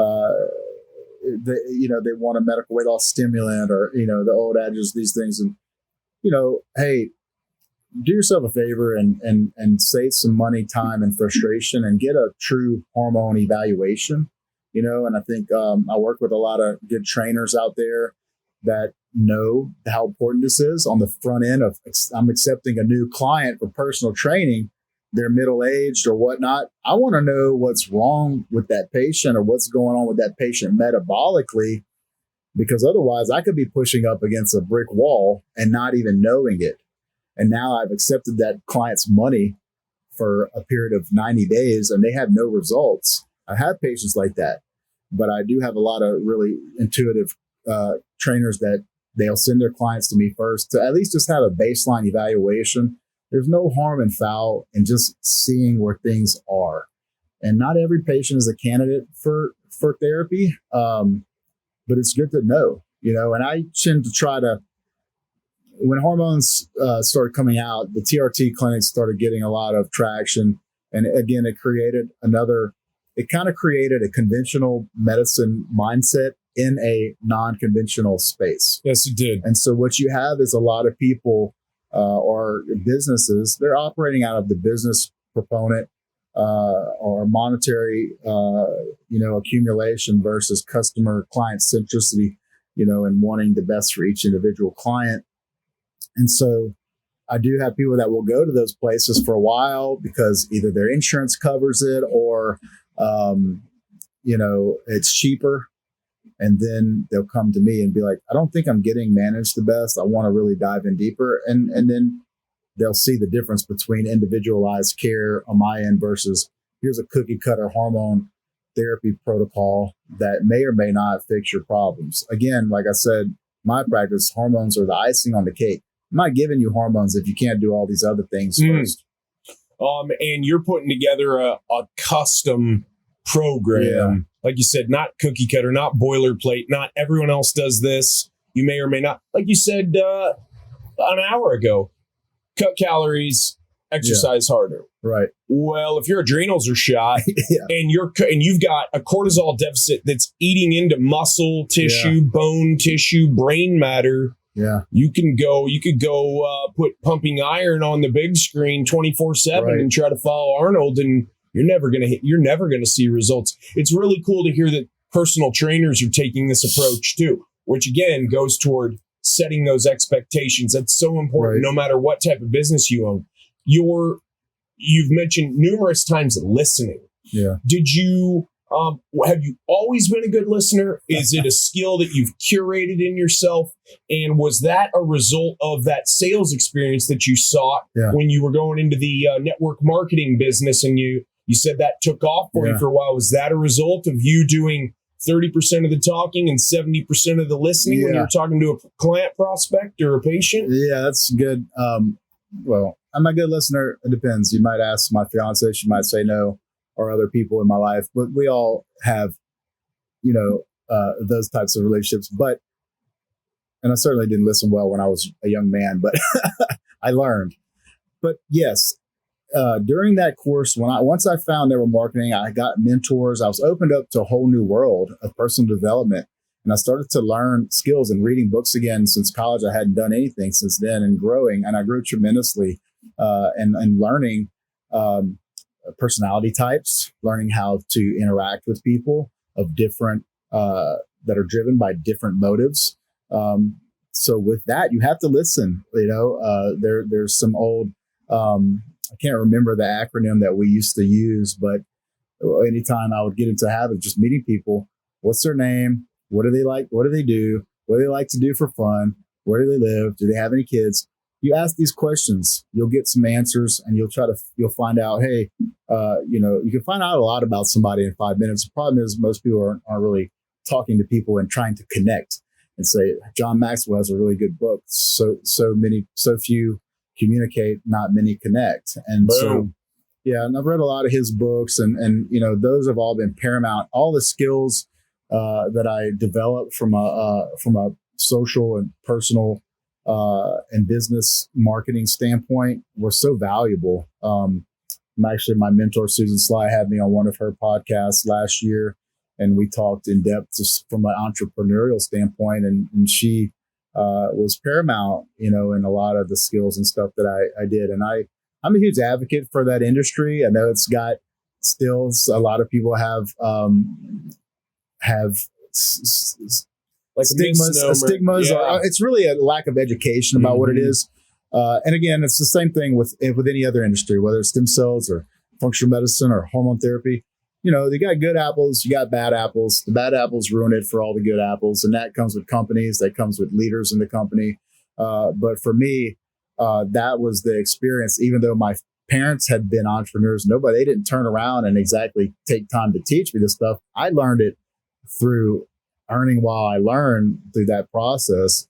And all of those skills kind of set me up for, I wouldn't say turnkey, but I had a lot of that stuff already before when I started my practice. So a lot of my people that I went to school with, colleagues of mine, they see hourly, oh yeah, he's been out for a year and a half. He has his own practice, and they're calling me and trying, but no, I've put in years of work on the front end of this stuff. But I love getting calls from people that are interested in functional medicine or thinking about starting their micro practice. I just share as much information and wealth with them as I can, because this space is very special. I think we need more providers in this space, and it allows for creativity. It allows for autonomous practice and freedom to actually heal people. You're not going to see a ton of patients all the time. You know, a conventional primary care might see 3,000 a year. I might see 300. Okay, that's a difference. But that quality of care is much different, and the percentage of people that have actually turned their life around is much greater. And I get a lot of calls from people I went to school with that are like, hey, you know, they kind of accepted whatever job and whatever specialty again, and now they're making more money, they have more responsibility, but they're still miserable as they were when they were in a hospital. And they're like, I've realized quickly I'm not really helping anyone in this space. And so a lot of people are quizzical about it, or they're curious about it, but they're still kind of scared, you know, to be on the fringe of societal norms, I would say. For me, I didn't care. I was going to do what I wanted to do. Whether looking back on it, it could have been received or not. I don't know. I just had faith in the vision of it, and you know, I just asked God to give me one patient when I opened my doors. Really? I said, give me one. I just used to sit there and look outside of my front window at space and be like, I just need one person. Yeah. You know, and so I had one person. You know, we've turned it into over 300 now, and it's just been a huge blessing to be able to continue to grow. I'm still learning in this space. You know, I think a lot of people try to position themselves as the go-to, the guru, and all these things, and people the authority in their field. Yeah. And I saw this funny clip a friend shared with me, and I don't know if you've seen it, but it's this guy. He sits down with his plate of food, and he's looking on the Instagram, and all the gurus are talking about, oh, you can't eat grains. So he takes the bread off of his thing, and he's like, oh, you don't eat meat. He's like, take the chicken off. He's got lettuce on a plate, and he's like, they're like, which vegetables can you eat? Oh, well, these, you know, none of them. Yeah. And he's like, throws the plate, and he's like, what the hell am I going to eat now? Yeah. There's a lot of that stuff, you know, and if you're not careful, you'll be inundated with information and paralyzed by all of these different perspectives of health and wellness. That's why I always promote just a balanced diet. I don't promote eliminating whole food groups from anyone. Everybody's different, you know, but for sustainability, most people cannot eliminate foods. You know, it just doesn't work that way. You know, I just see a lot of that different stuff, and I don't perceive myself as being the go-to guy. I have a lot to learn. I'm continually growing. Patients will tell me, oh, you know, they think I'm the greatest, and that's fine, but I'm not. Write a Google review, please. Yeah, right. Yeah. But, you know, I think that's also the challenging and inspiring part about being in this fresh space. It's always evolving. It is. And it's still finding its way. And it's like we're on a bubble, you know, and it's fun to be part of this grassroots effort of really trying to generate health and wellness. And now they're trying to really, trying to figure out how to make this profitable, which is interesting. That's why you don't see a lot of these types of care in hospital systems, because they haven't figured out a way how to make it profitable. Yeah. Because they can't ding the insurance, or it's different. Yeah. It's different. But it is true healing. That's why. Right. And a healed patient is a lost patient. Right. There's a really good documentary I refer to a lot of times when I speak and different things. It's called Escape Fire. You can watch it on Amazon, but it's a great documentary about the state of our current health and hospital system. Escape Fire? Yeah. Okay. So the premise of it is, if you're going back to firefighters, okay, these guys that fight the big the fires in California, and you know the rapid growing fires. There's a story about a guy. He was trapped between the walls of fire, and didn't have anywhere to go. So what he did was he lit a circle around himself of fire. because wherever the fire's at, it will stay. Yeah. So he ducked down in that circle. And when he got up, everything around him was burned except for that circle of grass. So that's what it's called. And that's where we're at here. We're trying to escape this that's going on around us, but they go into detail about kind of the state of our health and hospital system and why it is the way it is. Okay. And a lot of it's, like I said, is wrapped around insurance reimbursement, quotas for insurance companies. And they interview a lot of burnout providers that are trying to get out of that. Really? Because they're just to the point where it operates as a business and not as a healing profession. And so to the credit of a lot of, medical doctors that are in primary care, they didn't choose, a lot of them got into wanting to help people generally. But then once you get into that, it's a pathway. It's like a fraternity, and I spoke with a doctor I met at a recent speaking event who's involved in medicinal marijuana in Texas and has a clinic where he manages patients, on those medications. Fascinating. And so when you meet somebody that, they have to be more open-minded. And for him, somebody who's gone through medical school to come out when he was speaking, I had to say amen when he said it. He just said how it, really there's a true indoctrination that goes. And anything that doesn't comply with your train of thought is dismissed. It has to be. Because if not, if you accept that information as potentially valuable information aside from what you've been taught, it totally negates everything you've learned. And so I do understand the paradox between what we're doing collectively versus conventional medicine and why it's so hard for people to wrap their heads around it or to even accept it, But slowly but surely, I think we're edging in on a potentially healthier marriage between the two. I don't know how soon that will be, but until then, I'll just keep doing my thing and trying to educate people on why you need preventative medicine. And like I tell patients all the time, insurance is great. You need insurance. God forbid you get in a car accident, hospital, something like that will bankrupt somebody forever. Lots of people are like that, lose their house over medical bills, so you need your insurance. But most people in today's society are what I consider self-paid insured patients, meaning they never meet their deductible. Their deductible is $2,000 to $6,000. They're basically paying out of pocket for whatever they're doing anyway. And the first question people want to know is, what does my insurance cover of this? Well, if your insurance doesn't cover it, odds are you probably need it. That's the thing. Okay. Yeah. Where they will step in and cover it is if you have to have some life-saving surgery or some type of a expensive procedure, and so that's why when I started my practice, I lean more towards cash pay and kind of learning how micro practices are being operated. Number one, because when you have opened yourself up to insurance reimbursement, then I don't really get to choose who I'm working with now. Not that I turn anybody away, but if I only get to see 300 patients and I'm getting now all of these patients that want to come to me, but they won't quit smoking, they won't change their lifestyle patterns. Now they're taking up time and space for the people that I can really work with and help change. And so that's one of the differences here in just being able to kind of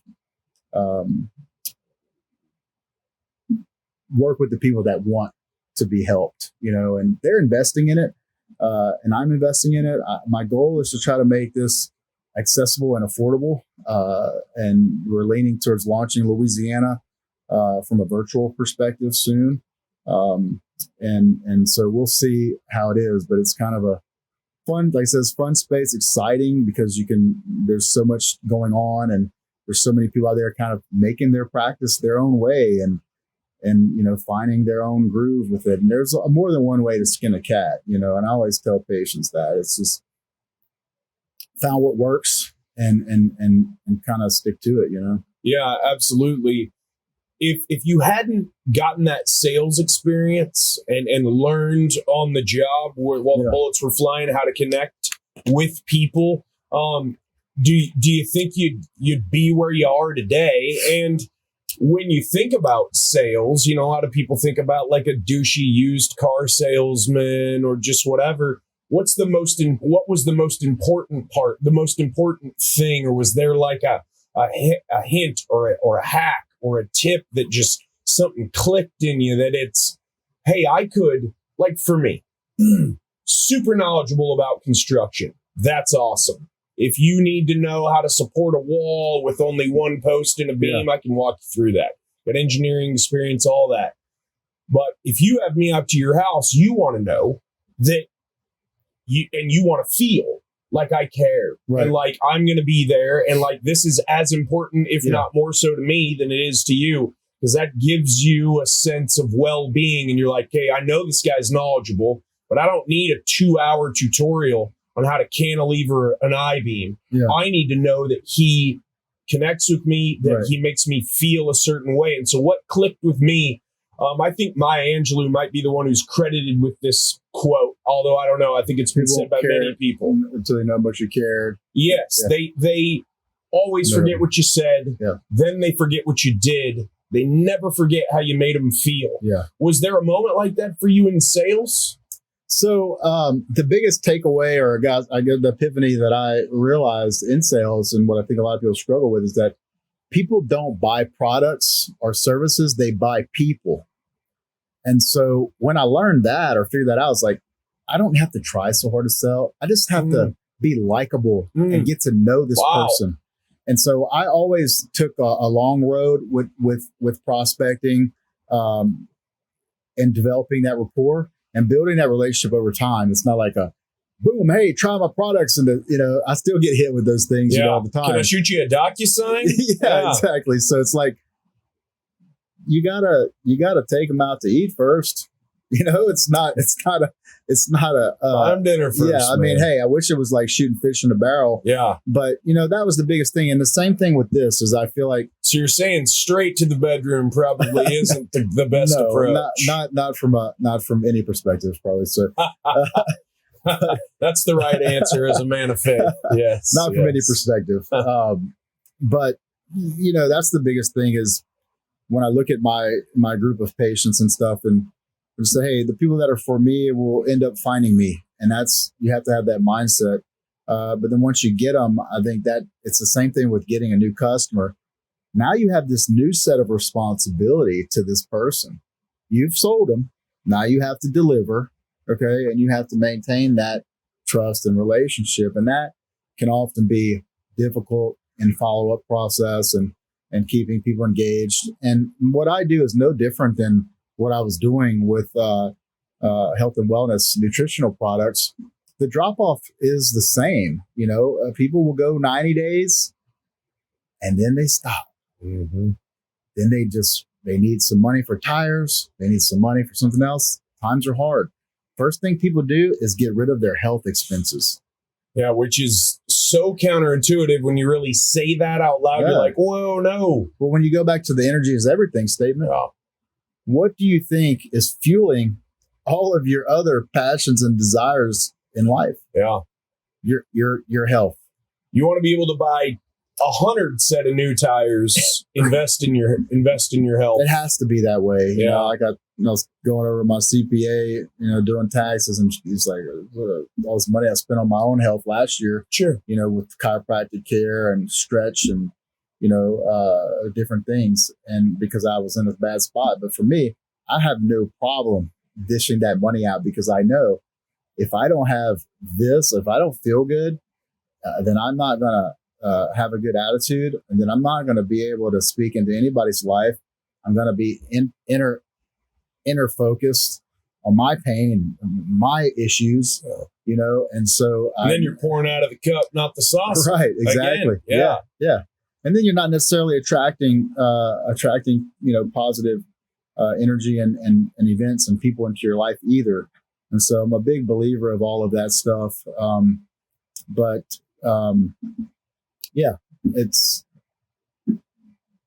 It's pretty, I don't know.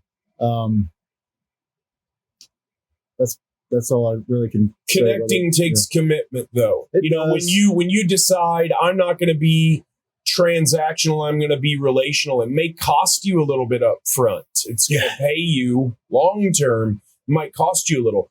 You talked for briefly about the advent of this new, the burgeoning TRT, testosterone replacement therapy market. Yeah.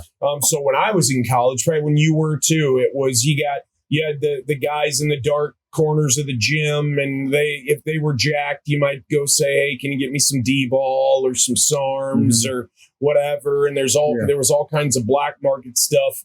Obviously, I mentioned Balco before, and the Major League Baseball stuff, human growth, and remember all that, the clear, and all. The misnomers, the misconceptions about, oh, you're banging roids, or oh, your nuts are going to shrink off, or what is the value of actually bringing in all of this level testing and making sure that you have your medicine and your offsetting medicine so that your body is performing at that next level that bros don't really understand, right? Like it's, no, this is how I've always done it, and I'm pretty jacked, and my tight club shirt still feels tight, so I'm good to go. What are the advantages of looping in a pro like you to make sure that everything's good to go, so you're not losing ground, maybe so you're not shooting blanks when you're 50 years old if you end up wanting to have a kid later in life or whatever? Yeah, so I will say there's a big difference between the perception of what we do versus what we actually do.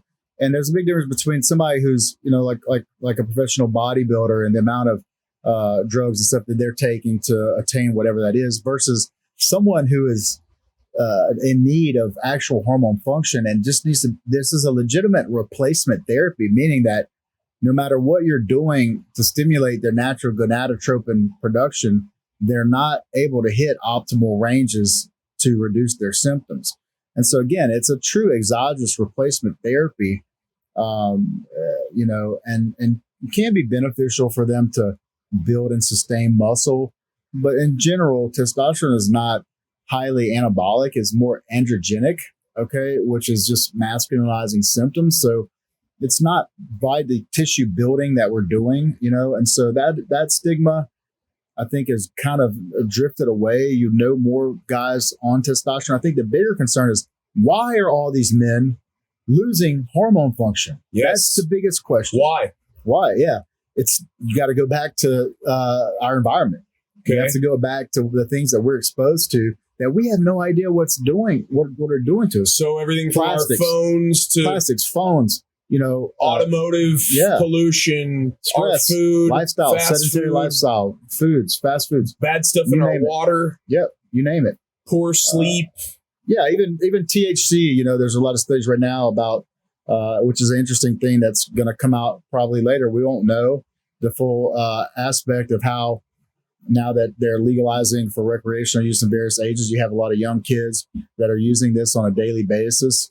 And there's scientists and doctors out there that are saying this actually puts them in a higher position of getting depression and other mental illnesses and stuff because it affects certain areas of the brain over time.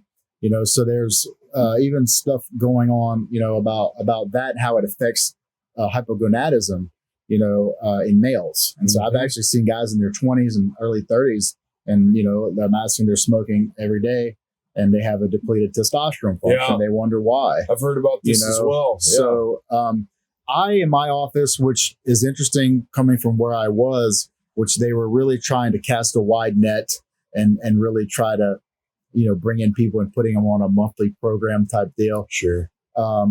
In my practice, I always give alternatives, every single alternative for treatment. And surprisingly, most guys really don't want to be on testosterone. They really don't. They're not ready.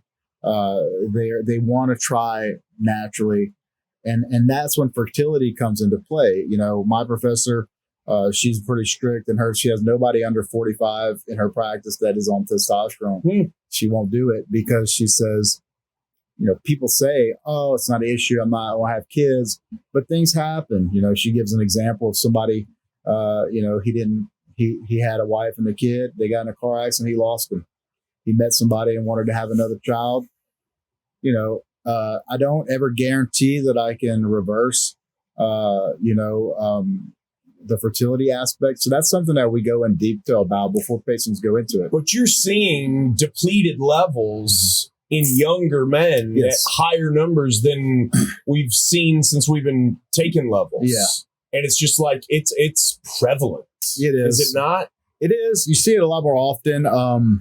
Again, it's multifaceted. So again, it goes back to like, what's the stress level? Even undiagnosed sleep apnea, obstructive sleep apnea is a big proponent of male hypogonadism. It can contribute to that. Again, lending back to sleep. Yeah. Okay. So that is a huge thing I do cover in my office. I have referred several people to Sleep Dallas to have a home sleep study. You ask somebody if they have a history of snoring, and they kind of giggle about it, and their partner, not understanding the severity of that. And if you have true obstructive sleep apnea, it can increase your susceptibility to cardiovascular events.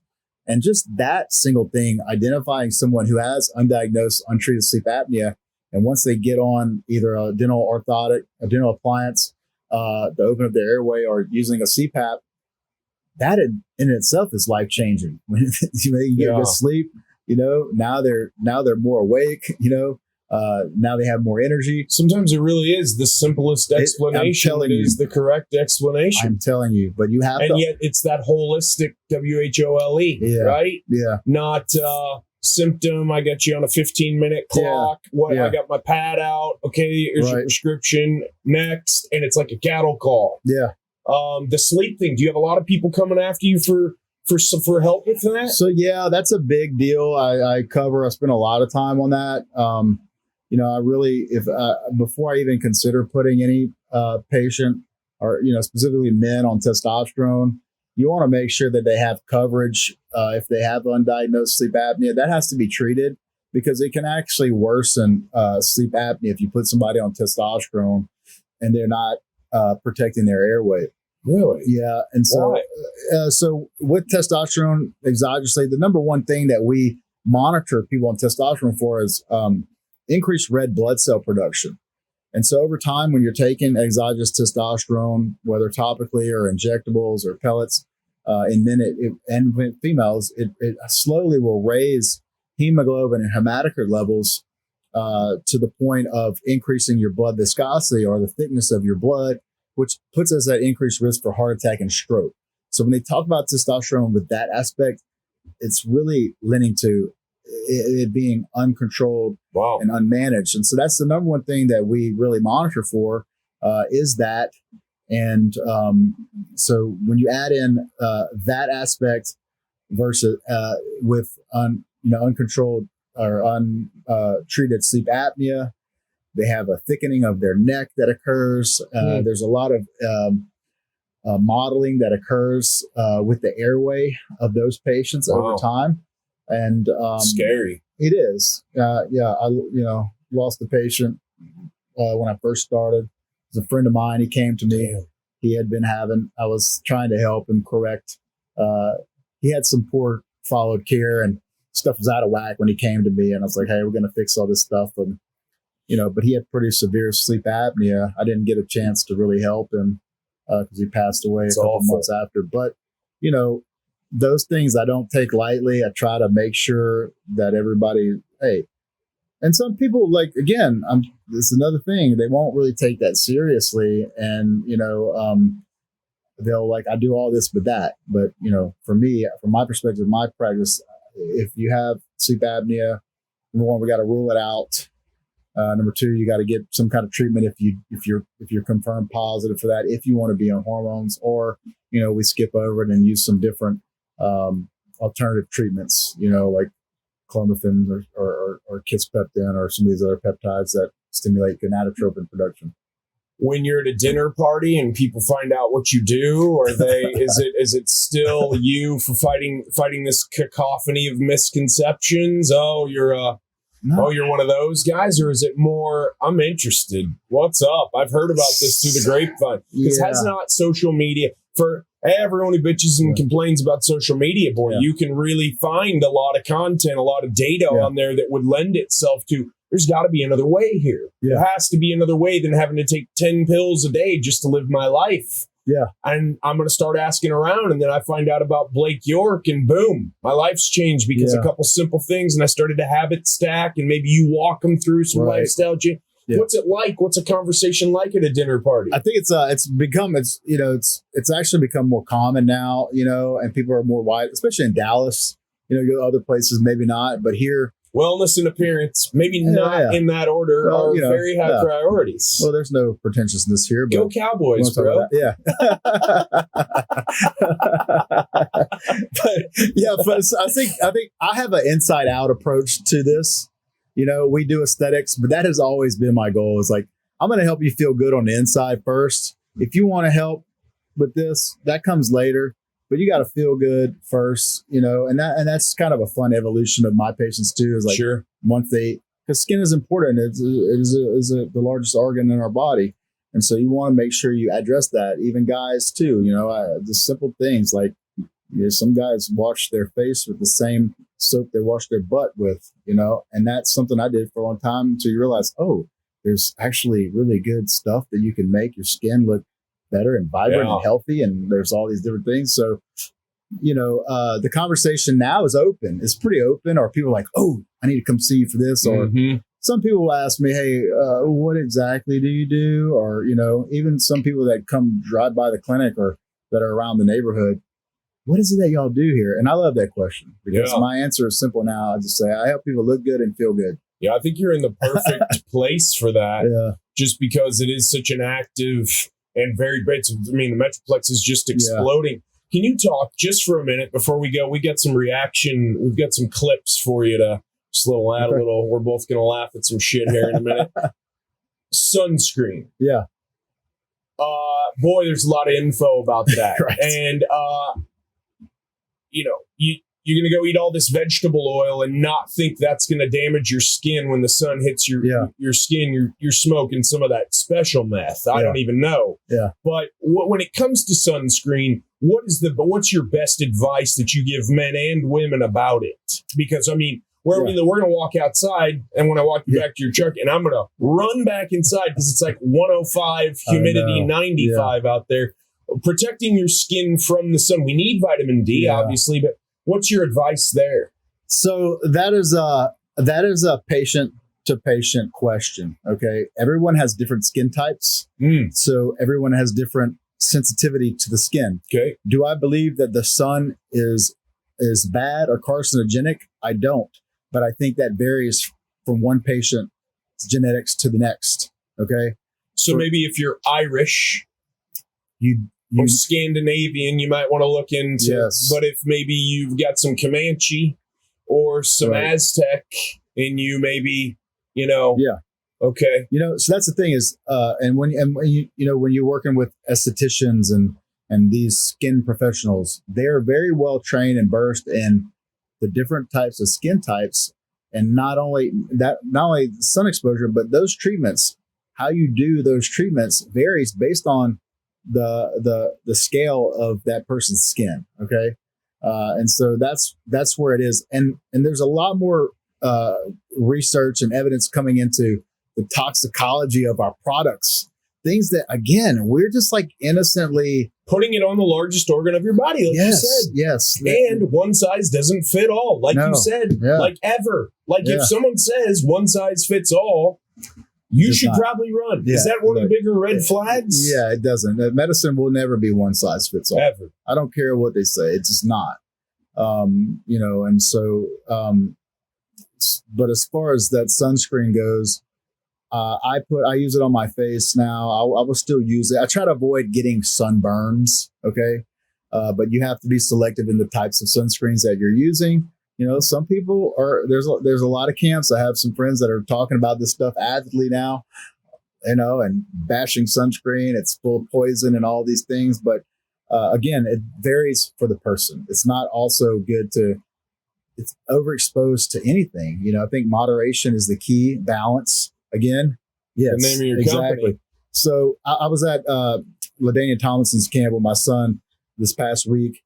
And I got there on Friday. So I saw that on social. Yeah. So I started helping out. What a good dude, man. Yeah, he was. I was really impressed with his character awesome. And stuff, yeah, and how he was with the kids. And so my son was there, and I was helping out.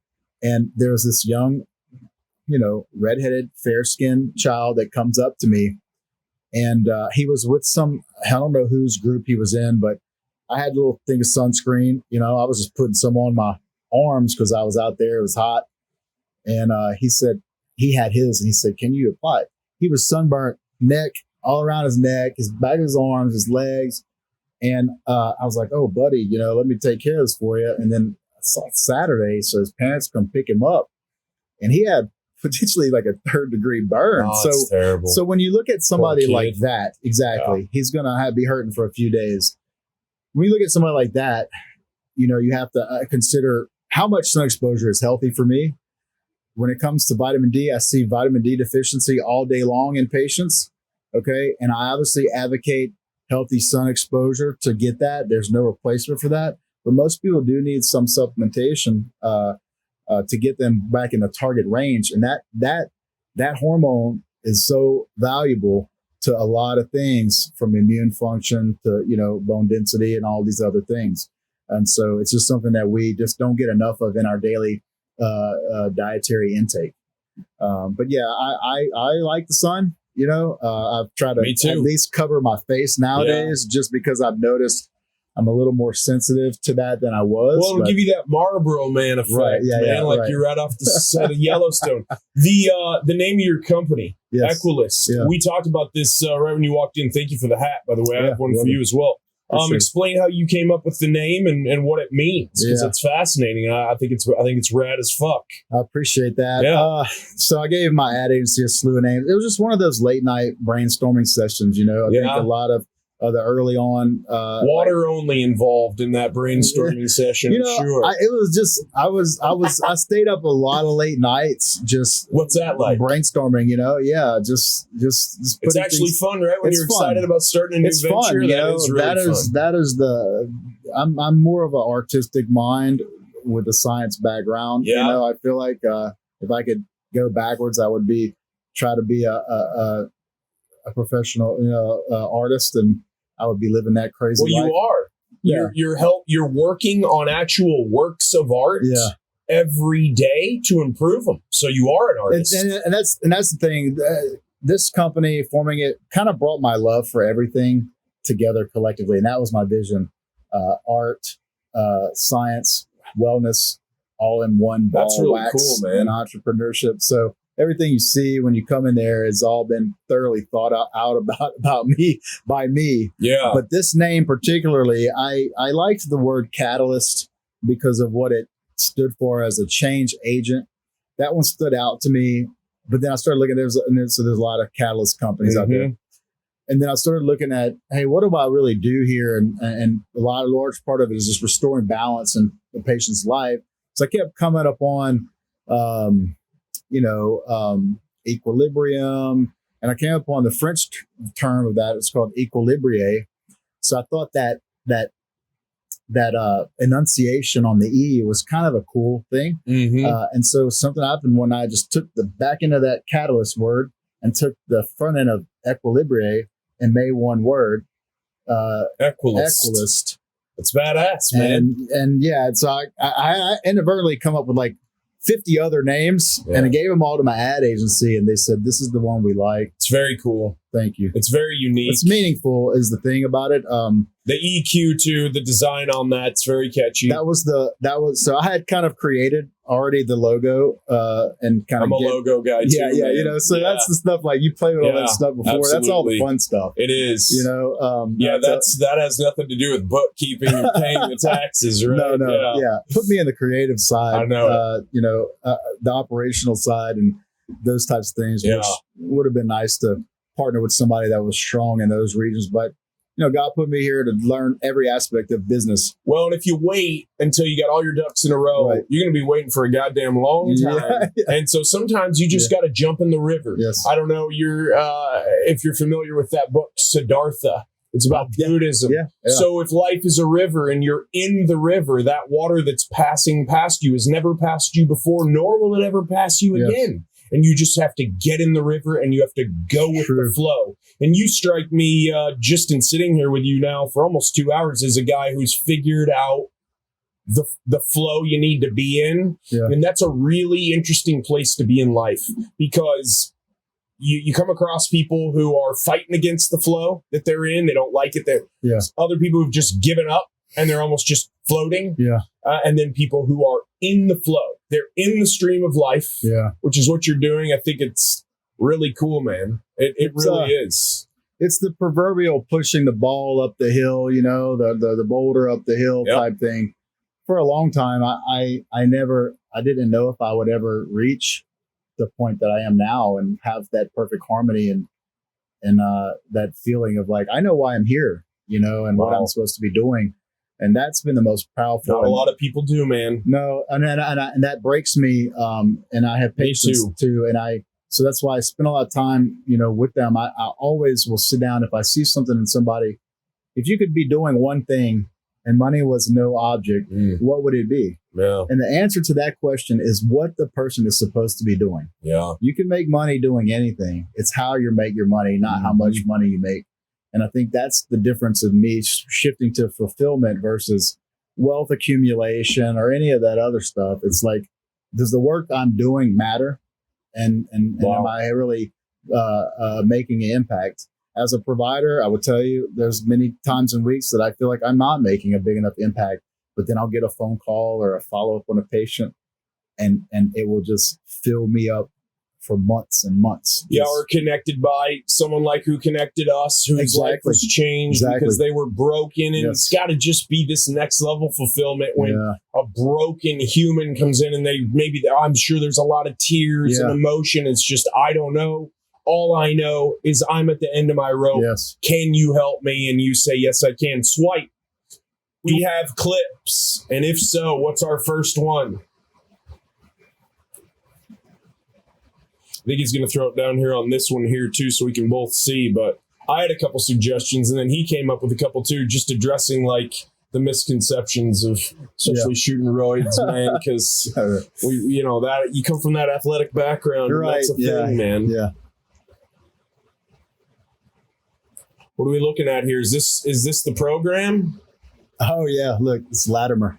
Oh, that's a great movie.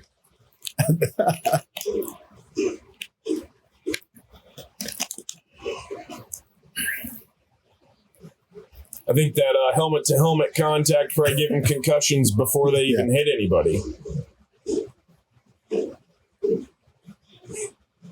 I showed my son this clip one time and said, he said, is that how football is? I said, well, depends. But yeah.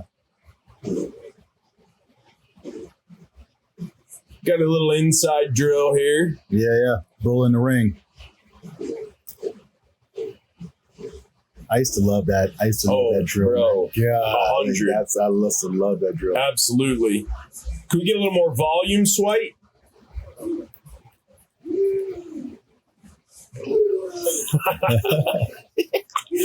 Natty or not, bro?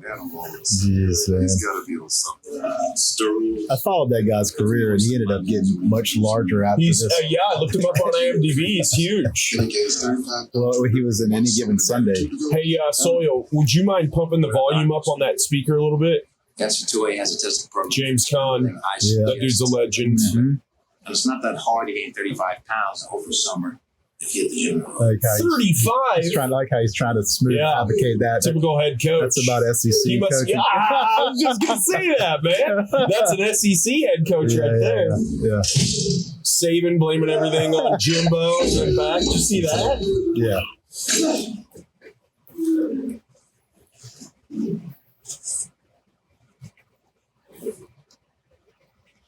I mean, that's, we know where that's going. Over the top. Yeah. And obviously it wasn't under the guidance of a practitioner. That's for sure.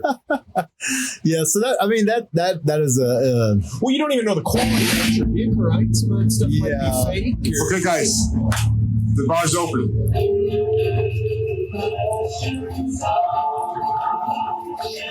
Lance. Oh, is this Lance Armstrong? Is it true they're making a movie about you? Yes. Yeah, I remember. Yeah, pretty cool, right? Yeah. Do you know who's going to play you? Well, it's supposed to be Matt Damon. Matt Damon. Well, he's pretty good hot at like running across rooftops and stuff, but I don't know, man. It's not you. I think so. Anyway, I think it's going to be a Jake Gyllenhaal. Jake Gyllenhaal? Yeah. Oh, dude, that is awesome. Did you see that movie? The Donnie Darko. At the beginning of that film, Jake Gyllenhaal was riding a bike. So you'd be perfect. Why? Explain me, because he can ride a bike. Most of what he was doing was EPO, though, right? Yes. And blood doping, where he's training at a different altitude and then mixing that back in during the tour. Yeah, that was the most significant drug that they used that increased their endurance capacity. Yeah.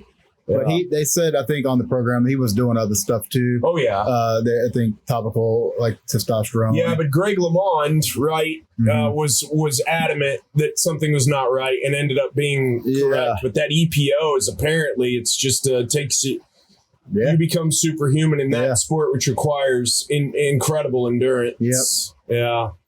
I don't know. I mean, when you've got, do you have bros approach you like, yo, can you hook me up? And you're like, well, it's a little more scientific what we do here. Not like that, no. Yeah. You know, it's like I said, it's from more of a therapeutic standpoint. Yeah. I think that's, people have a misconception. Like, I really don't have anybody, I don't treat anybody in my practice under, you know, the age of 35 or 40, you know, so it's not prevalent. Right. Now, there's other companies out there that have no problem operating out of the black. Yeah. And they're shipping nationwide, these places. And that, to me, you know, that's a dark gray area. Yeah. It's just crazy to see, too, how many young bodybuilders have died recently. Yeah, that's been pretty interesting. Being a fan of the sport when I was younger. He's jacked when he's 10 years old. Pain and gain? Yeah, pain and gain. Come on. Let's go. You know, the 80s was a big, 80s, 90s. That's what makes it. Because the 80s and 90s is just when pumping iron came out, everyone wanted to be jacked, and then everybody knew a guy. Yep. But you were only getting the diesel fuel. You weren't getting the antifreeze. Right. So you're messing your machine up. Yeah. I get a lot of those. I get a lot of clients that is that fixable?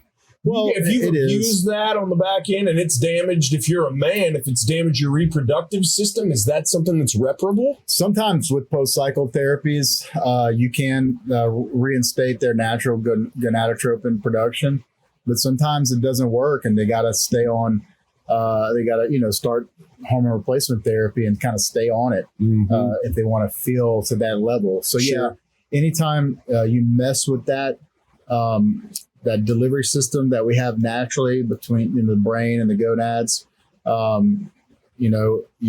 if you don't behind that go in there and restore your natural function through post-cycle therapy or some other form, then yes, it can remain dysfunctional. And so I do get guys that, have fiddled with stuff in college years and never really totally rebounded off of that or came off of those medications appropriately, because again, well, and you need to be watching your estrogen levels if you're a man too, and that's where like maybe your anastrozole would come into play. But then the offsetting the testosterone itself is, like you said, that gonadorelin, but then also what used to be prescribed clomiphene. I think that's no law. I think the FDA outlawed that. No, we can still get Clomid. I still offer that. I do offer that up front as a. I've had patients come to me to wean them off of testosterone because they are getting married or have a fiance or want to have a baby. And I've been able to successfully do that. Fix me like 10 years of, you have 1 week. Fix me. I don't know if it happened a week, but we'll have that conversation to where you'll leave knowing you'll be all right. The things are going to be all right. Roll it, Swipe. When it started, America was just a handful of scrawny colonies. Now it's the most rough colony country on the planet. That's pretty rad. Is it? Work harder. Most people say they want to look better. Not everyone's willing to do whatever it takes to achieve it. Yeah. All of my heroes are self-made. Rocky, Scarface, all the guys from The Godfather, they all started out with nothing and built their way to perfection. The way to prove yourself is to better yourself. That's the American dream. I have no sympathy for people who squander their gifts. It's sickening. It's worse than sickening. It's unpatriotic. A lot of empathy right there, buddy. Oh yeah. Which one's your name? Am I right? I was never a big fitness guy. I know. Yeah, man. The misconceptions they're crazy. This reminds me a lot of like my dad in the health club industry. Right. During this frame, because like they have all these characters in his gyms and stuff. And so, he's the owner and the manager, and he has to be the one to, right. He would, when I was a kid, he'd be like, mention something about this guy or, because, they would be trying to deal in his clubs and different things. Not and he'd cool. have to, so like, again, all this stuff is just funny to me because it was really like that back then. Well, remember, you might not, because you've been in Dallas since, what'd you say? 2014. Yeah. It was about it was a little earlier than that when that dad in Plano had his son commit suicide. Don, I don't remember. And then he went on like a crusade about these young teenage kids banging roids and how it caused his kid to. And I would imagine that, yes, if you're, 14, 15 years old and no one knows what you're already doing. Hormonally is a precarious age. You're all over the show already. Exactly. And then you introduce this foreign substance. Yeah, it's like it for some people, depending on the dosage and the maturity of the patient, it can, in those conditions, depending on what it is, like, maybe heighten certain emotional states and, be more instinctive on certain things. And then you act on something permanent that is really may have not been a big deal, but that all goes with the patient. And that's one of my findings in my practice with testosterone in general with men. It doesn't make men more aggressive. It actually increases their ability to cope. Most of them come to me agitated and irritable. Really? Yeah, because they don't have any testosterone. They're tired. Interesting. They have a reduced capacity to handle stressors of life. So they're snapping at their kids. They're snapping at their wife. Now, anytime you take anything in excess, you have that increased aggression or whatever that is, like you see on this stuff. That's like the misconception. That far into the spectrum. Yeah, but again, Yeah. All right, Stewie, we're going to get you nice and pumped up. Now, you see that barbell over there? Go ahead and try and lift it.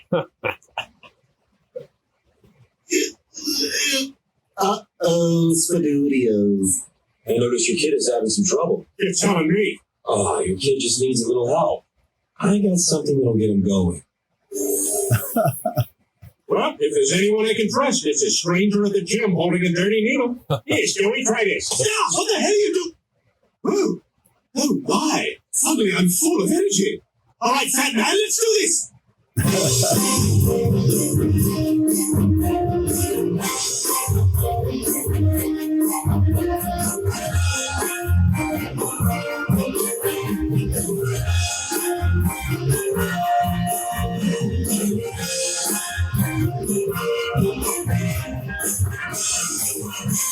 Wow, Stewie, you look like a new man. Man, will you look at me? It's just ridiculous. that's hilarious. Crazy, man. Yeah. That's cool, Swipe. Appreciate jacked. you, man. Bro, I appreciate your time. No, absolutely. Listeners, viewers want to reach out to you. Yeah. Where can they find you on Instagram, and what's your email? Yeah, so Equilyst Med on Instagram. And my email is blake@equilystmed.com. That's EQUILYSTMED.com.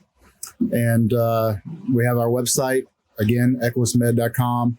All of our information is on there. We have opportunity to request consultation or more information.